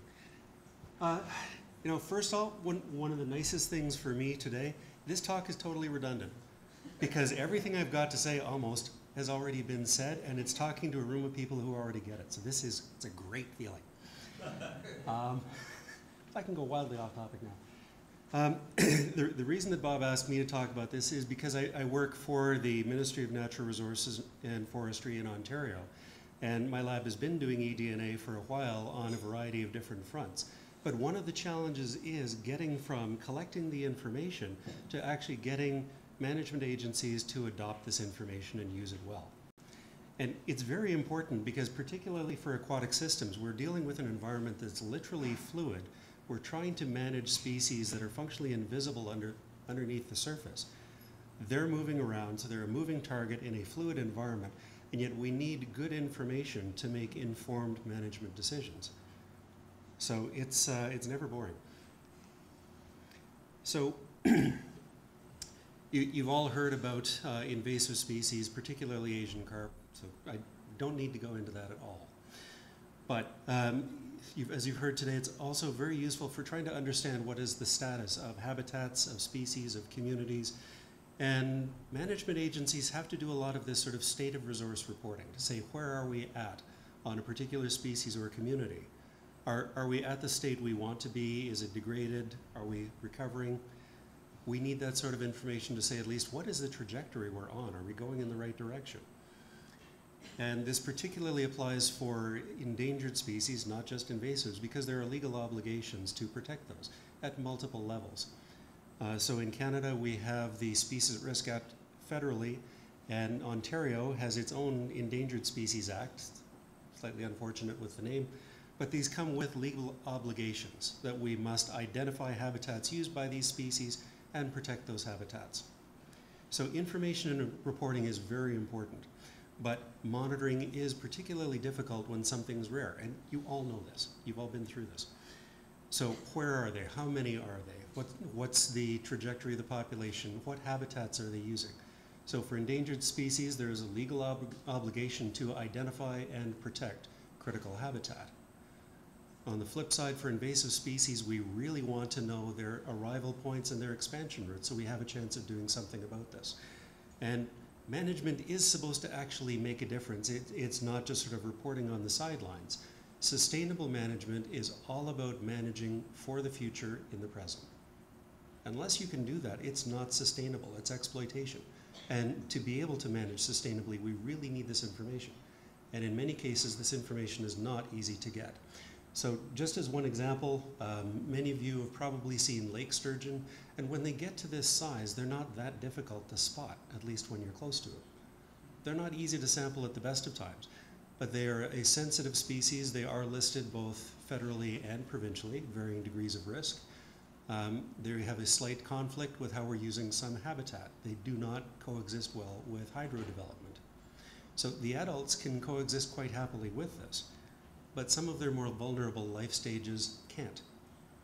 And it's very, very difficult to catch that little guy in a gill net. So it's still a bit of a mystery in terms of where do early life stages of sturgeon live. But by doing targeted sampling, both spatially and temporally, we can actually try to track out what are the different life stages doing, what environments are they using and when. So with all of this, we hope to get better information and manage more effectively. And as with any agency, funding is always tight, so is there a more cost-effective, lower effort way to get this information? The problem is with all this, we still have gaps between actually developing the tools and putting them to use. So the research has largely been driven, I would say, by academic labs. I would say the states are ahead of Canada in terms of agency research going on. We're doing our bit, but we've got about 10% of the population. So a lot of this development is going on in an academic research environment. And there's so many questions, as you've been hearing through the day. The agencies want to put this to use, but they also want confidence that the tool they're using is the right tool and that it is telling them what they think it's telling. That in itself is a huge challenge, as you've heard several times today. So data cannot lie. It is objective. The problem is interpreting what it's telling you, because there are so many steps along the way that can change the outcome. You have a final result. And the danger is when you think you understand what it means and you haven't recognized all the different variables. So this is a tremendous challenge for governments. They tend to be fairly risk averse. They want that confidence. And they want to be able to put this information to use, particularly, it's not so much local habitat management, that fits into a larger landscape matrix. So we have a growing population. Canada's population is slated to grow significantly over the next decade as we really boost immigration. And we have development, particularly concentrated in large urban areas. So we want this information. We need to make it accessible, particularly for land use planning. So there is management, there is development. To make it accessible, we need a place to store it. We need standards to be able to store the data so people have confidence in using it. And it needs to be understandable so that people don't misinterpret what the data are saying. Now, I kind of hope everybody's already seen this figure before. This was one of the early papers on environmental DNA by Darling and Mahon in 2011. They basically laid out all the different ways to basically misinterpret what the data are telling you. And this is only from the lab side. This has nothing to do with field sampling. They lay out basically the risks of false positive or false negative interpretations, both from a method and a process standpoint. So I could spend all of my time on this, but it's much easier. Go to the original and read it. If you've read it before, it's worth a refresher. I have a large version of this printed on the wall in my lab. So basically, one of the challenges we have for acceptance is, the phrase was used earlier, we're chasing ghosts. So for particular fisheries agencies, they're used to, you net, you electrofish, whatever. At the end of the day, you have a fish in your hand that you can measure. This, you have a lab telling you they're probably there. Maybe you want to look harder. That's hard to accept for people who make their livelihood going out and catching things. They can't catch this. And so it's much harder for them to accept. So for each of these, we need to know that the sampling design was appropriate. The sampling effort was appropriate. Sampled basically where you expect to know where they should be.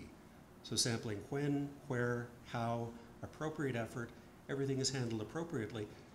And we need the descriptions of this. So we need metadata for every single step of the way. Basically, if this is new to people, they won't understand, they won't have a lot of confidence. We need to give them that confidence. that this is a robust test. So at every stage here, really just talking about assay metadata, that's what that image is showing on the right. For basically developing the tools and then implementing the testing, there's specific stages, and at each of these we need to give the background description, basically the commenting for the coding, saying this is what we're doing, and by the way, this is why we think it's reliable. And there are good examples for this out there. We don't have to develop all of this from scratch. The Asian carp wake-up call for doing surveillance in the Great Lakes. U.S. Fish and Wildlife Service came out with a great document for quality assurance. For looking at quantitative PCR, almost a decade ago, there was a great paper talking about the MyQE guidelines on basic principles that should be followed, minimum reporting standards for doing anything with quantitative PCR and gene expression. These are out there. Within the province, our Ministry of the Environment, now Ministry of the Environment, Conservation and Parks, they have phenomenal water quality testing labs, and for every step they have very well documented SOPs, with wonderful descriptions at every step of the way. These things exist. We need to draw them together and basically draw on these resources to make eDNA more accessible to the people wanting to use this information. So just a couple of examples and some things of, we could call it adaptive learning or learning the hard way. Some examples from my lab. One of the first projects I was asked to do was working on spotted gar. The map there shows their entire Canadian distribution, basically where specimens have been captured over the past half century. So the Department of Fisheries and Oceans asked, could we work on this? This was work done by an honors student of mine, Maggie Boothroyd. And DFO crews went out, and within each of these areas, they basically sampled 10 different sites, 6 water samples per site, brought them to the lab, filtered them, we tested them. This was my introduction to qPCR. And basically at almost all of these sites, we got detections of spotted gar DNA. The exception was Hamilton Harbor. One site in the Thames River, they had not been physically observed since the 1960s, and we got detections. We were able to rule out lab contamination for that too. But basically a stoplight approach. Green is very strong detections, and across many replicates we have high confidence in these results. Yellow was weaker. It tended to be detections of between 10 and 100 copies per reaction. So we thought it was there, but it was not as strong. Red was basically samples that fell below our acceptance threshold. That because we were new at this, we had contamination, we did not have proper controls in place, and it's all being done in a conventional population genetics lab, which I strongly advise against, by the way. So we had to set a very high threshold. Of anything 10 copies or below, we could not accept.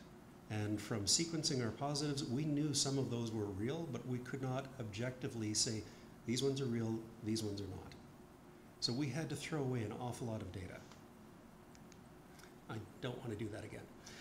So because we were new at this, and basically at the beginning it was putting it together with what resources we could find. We had to be a little more creative than thoroughly funded.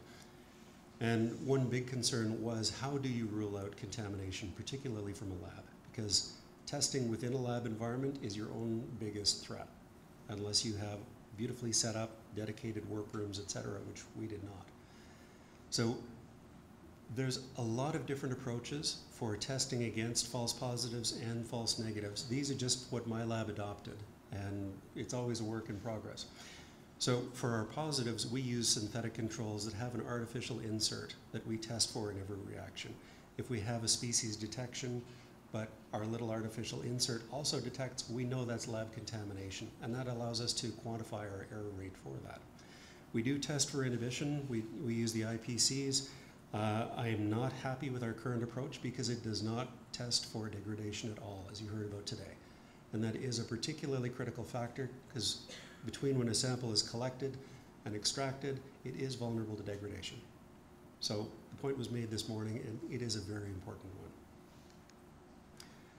Now another one is trying to quantify our rates of false positive and false negatives. You've got to be kidding. I will speed up. This, another student of mine came up with this, Natasha Sarau, you can ask questions over there. Basically adopting a diagnostic method from medical testing to say, can we quantify specificity and sensitivity? And allows us to basically choose where is the most informative threshold to say above this we accept data, below it we reject it, and at the same time quantify type 1 and type 2 errors. In the interest of time, ask Natasha later. Sorry. And this was part of her master's thesis, was basically using this to document occurrences of red-side dace in Ontario. That the species is badly in decline. It's been protected provincially for the past decade. It was listed by the federal government last year, but over the past decade we've lost roughly 80% of their historical sites. So they're still in decline, and their population is concentrated where the largest human concentration in Canada is as well. So basically they're forced to coexist with roughly 1 in 6 Canadians in the Golden Horseshoe. And here you can see they're also an unintentional urban fish. You've got that green space surrounded by subdivisions. That is occupied red-side dace habitat for now. So I'm sorry, Natasha, I have to skip through this. Basically tying in when you sample, how you sample matters. And unfortunately, there's no time to go into detail. But having particular sites where they're occurring, this then gets fed into land use planning. So as people are looking at future development or altering land use patterns, being able to document, we have detections at these sites. Unbelievable. I can't tell time. I'm going to skip ahead. There is concern for brook trout. They're beginning to fade out across the landscape, so we're trying to tie this in with habitat suitability modeling and habitat occupancy to predict where we should go sample, do testing to reduce the uncertainty for this. So this was planned out. I forgot it was animated. Basically, this was planned out, but it's now on hold. We'll be implementing this next year.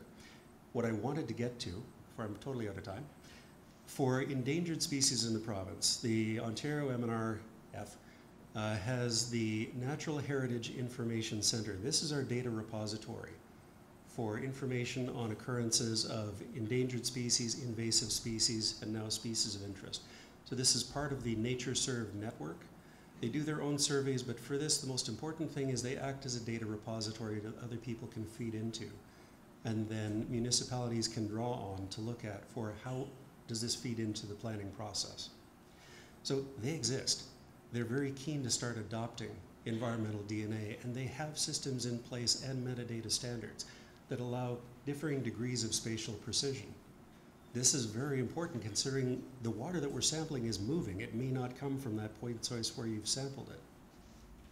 This is already built into the basically data acceptance for metadata.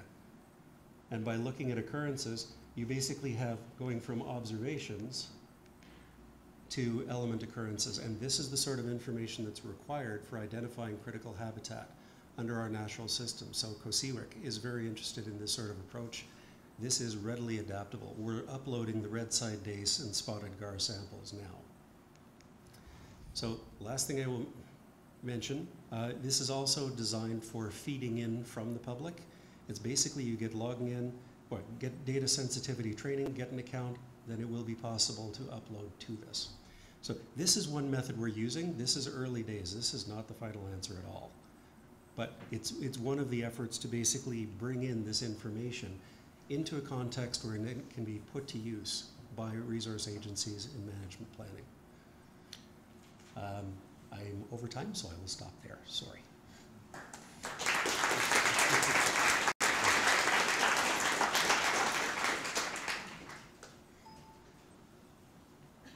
Thank you, Chris.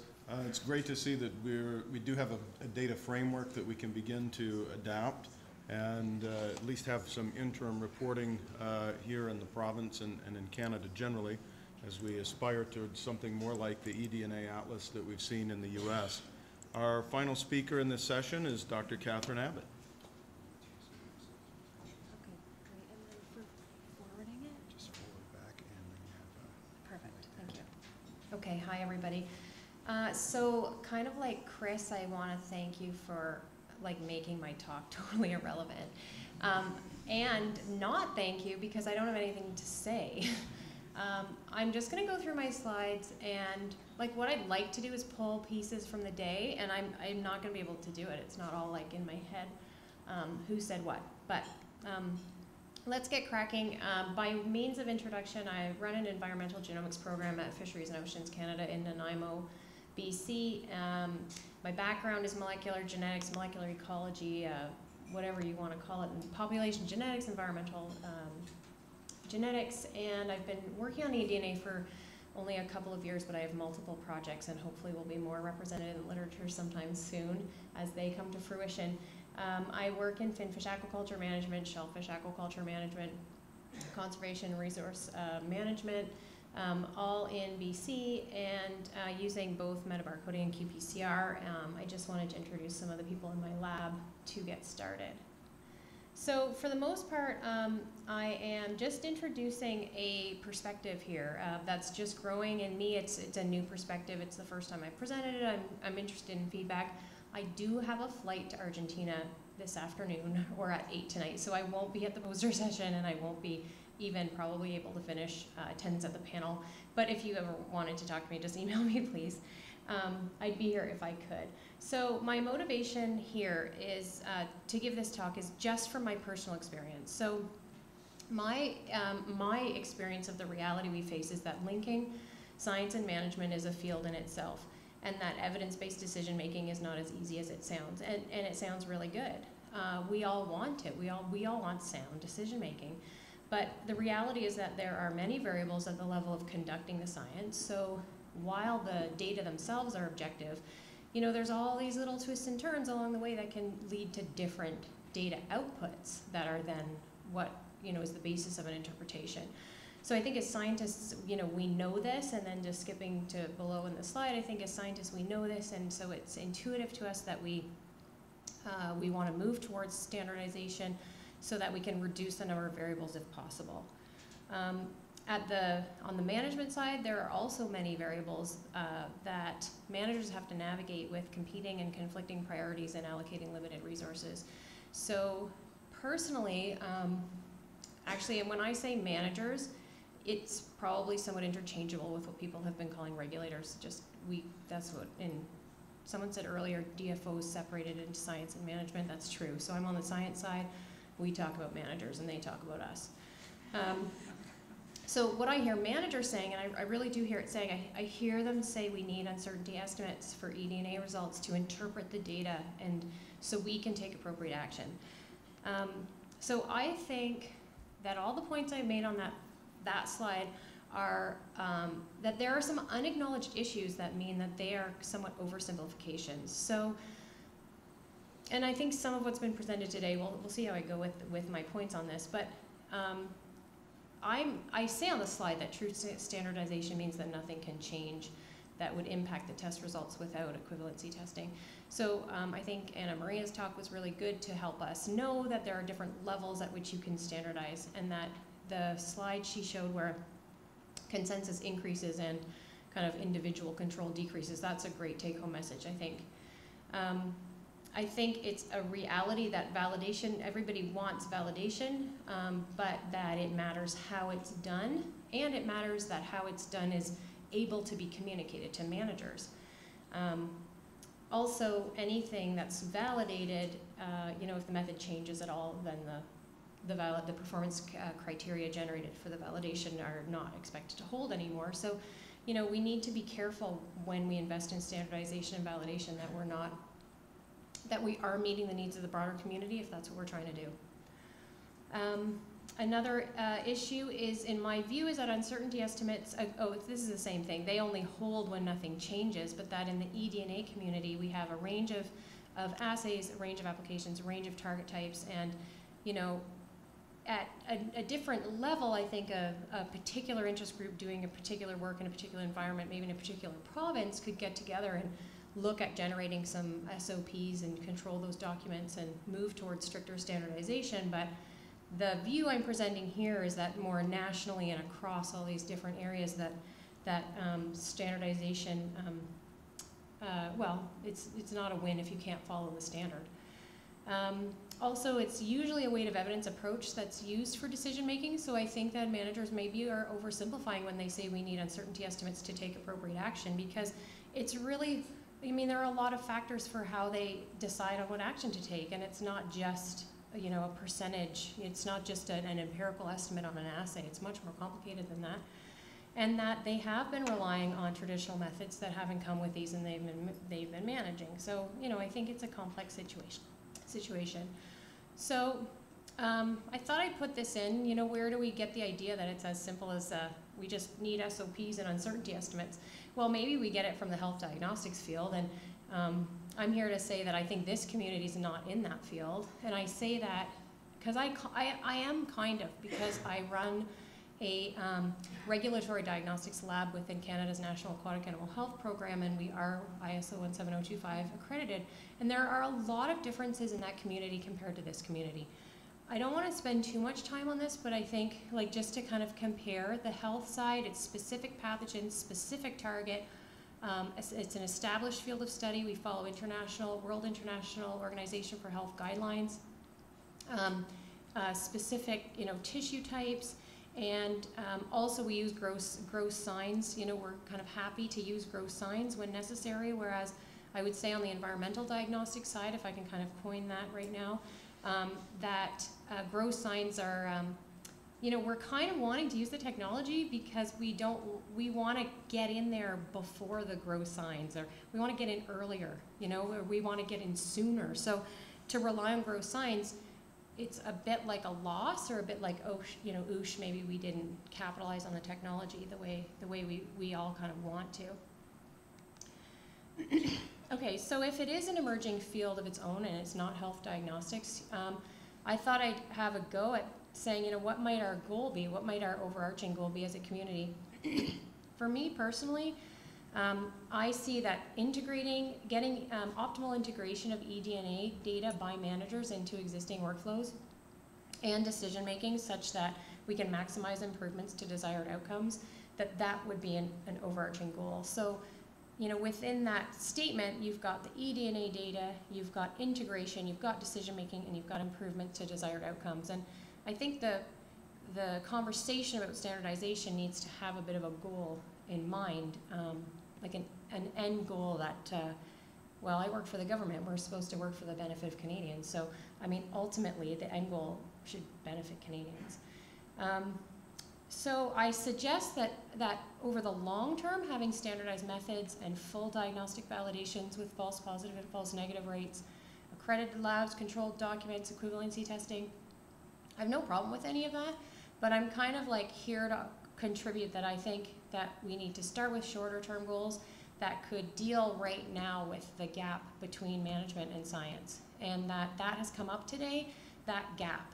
And you know, I think it's kind of like an itch we want to scratch, because the reality is that we have decisions are being made like day by day. Field crews are going out, you know, managers are under pressure, and you know, the field may not be all the way mature, but we're also not, you know, in our infancy anymore. So I think it's a consensus here. We want to see some of this get implemented.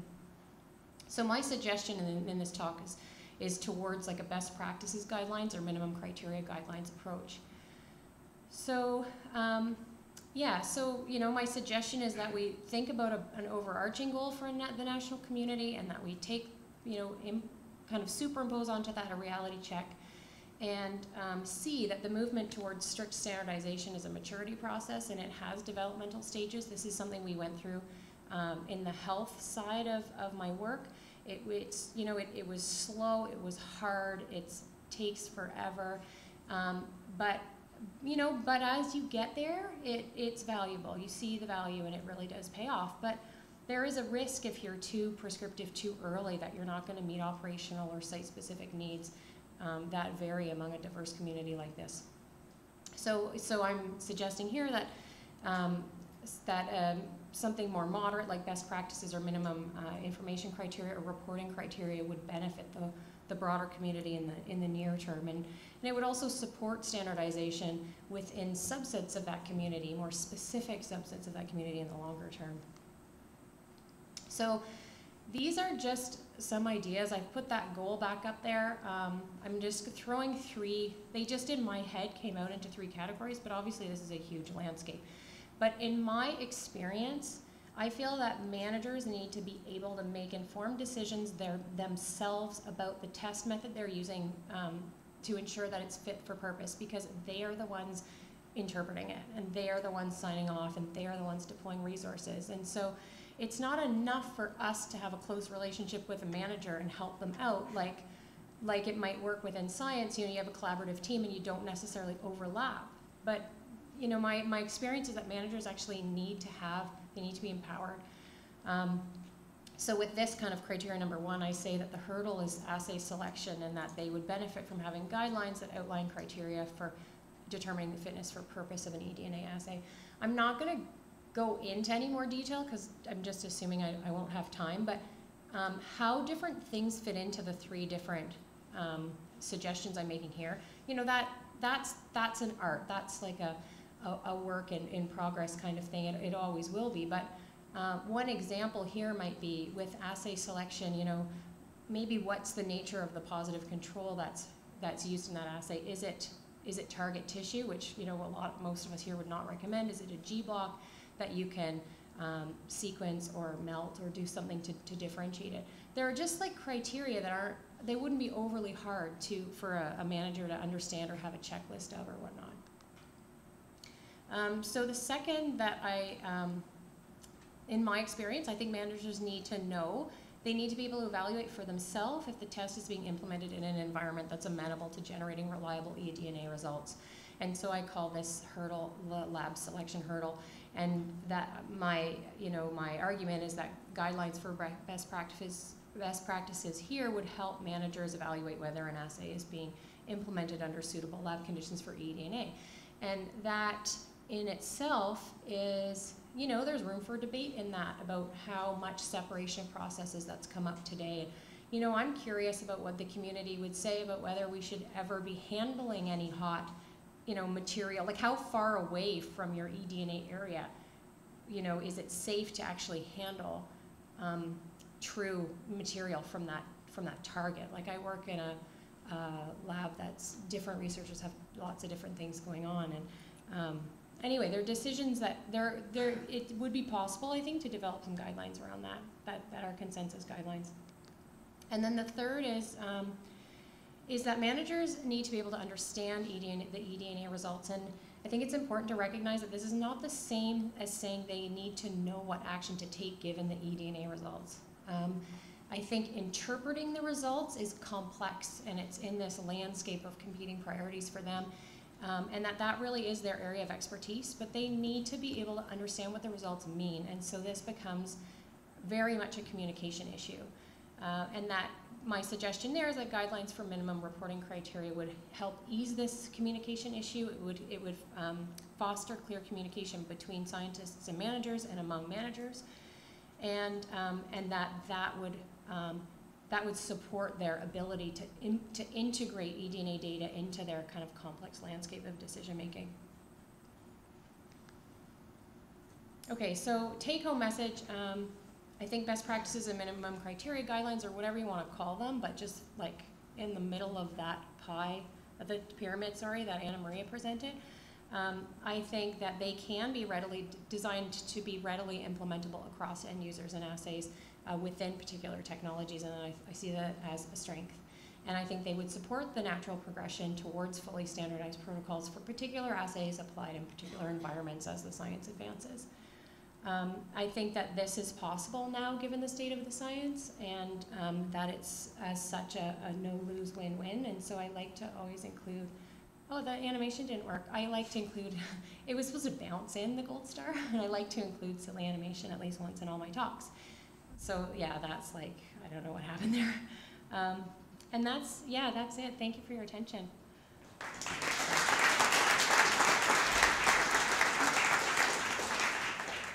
Thank you, Catherine. Any questions for Catherine? Hi, Catherine. Hi, Mario. Thank you very much. I have more of a comment than a question. As a manager coming from the health diagnostics sector, I cannot but agree with lots of the things you have said, particularly that managers need to be empowered. This said, joking aside, I've heard throughout the day a healthy tension in the various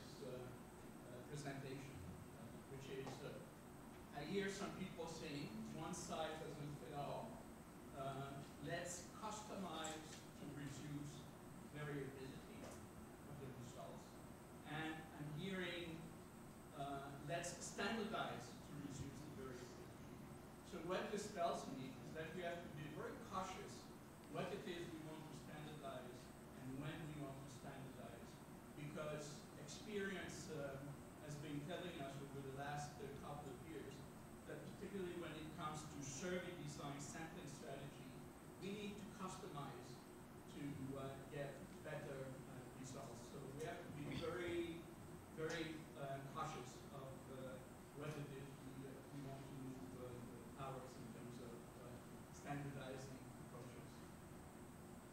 Yeah, for me on that, I think it would be really wise to start where it's easiest. There's a lot of work ahead, and I think if you start, I think there's some stuff that wouldn't be that hard to agree on, and I think that gets you going. And some that would be really hard, but maybe it would be ages away before we got to it anyway. So we can keep, I mean, really, some of it would be really hard, but I think some not so hard. Catherine, I really agree with what you said about end user and having two groups. For example, we just updated the software on our qPCR machine, and sensitivity changed by an order of magnitude. Right, there you go. So we're not talking about whether you're using the same extraction protocol. We're talking about things you might not even notice have happened. So that researchers aren't in a position to make sure everything is standardized and locked down. But then researchers don't feel they want to do 10,000 samples detecting 1A and You got it. S for government. Yeah. So I think whatever standardization we come up with, it's going to be different for research versus a consulting service. Yeah, and that's a good point too, for sure. Different labs doing different things for different purposes, definitely. And we see that in health all the time, right? Definitely diagnostics labs being we have a separate diagnostics lab in our building for health. Yeah, it's totally separate from research. Any other questions? Great, well, let's thank this round of speakers.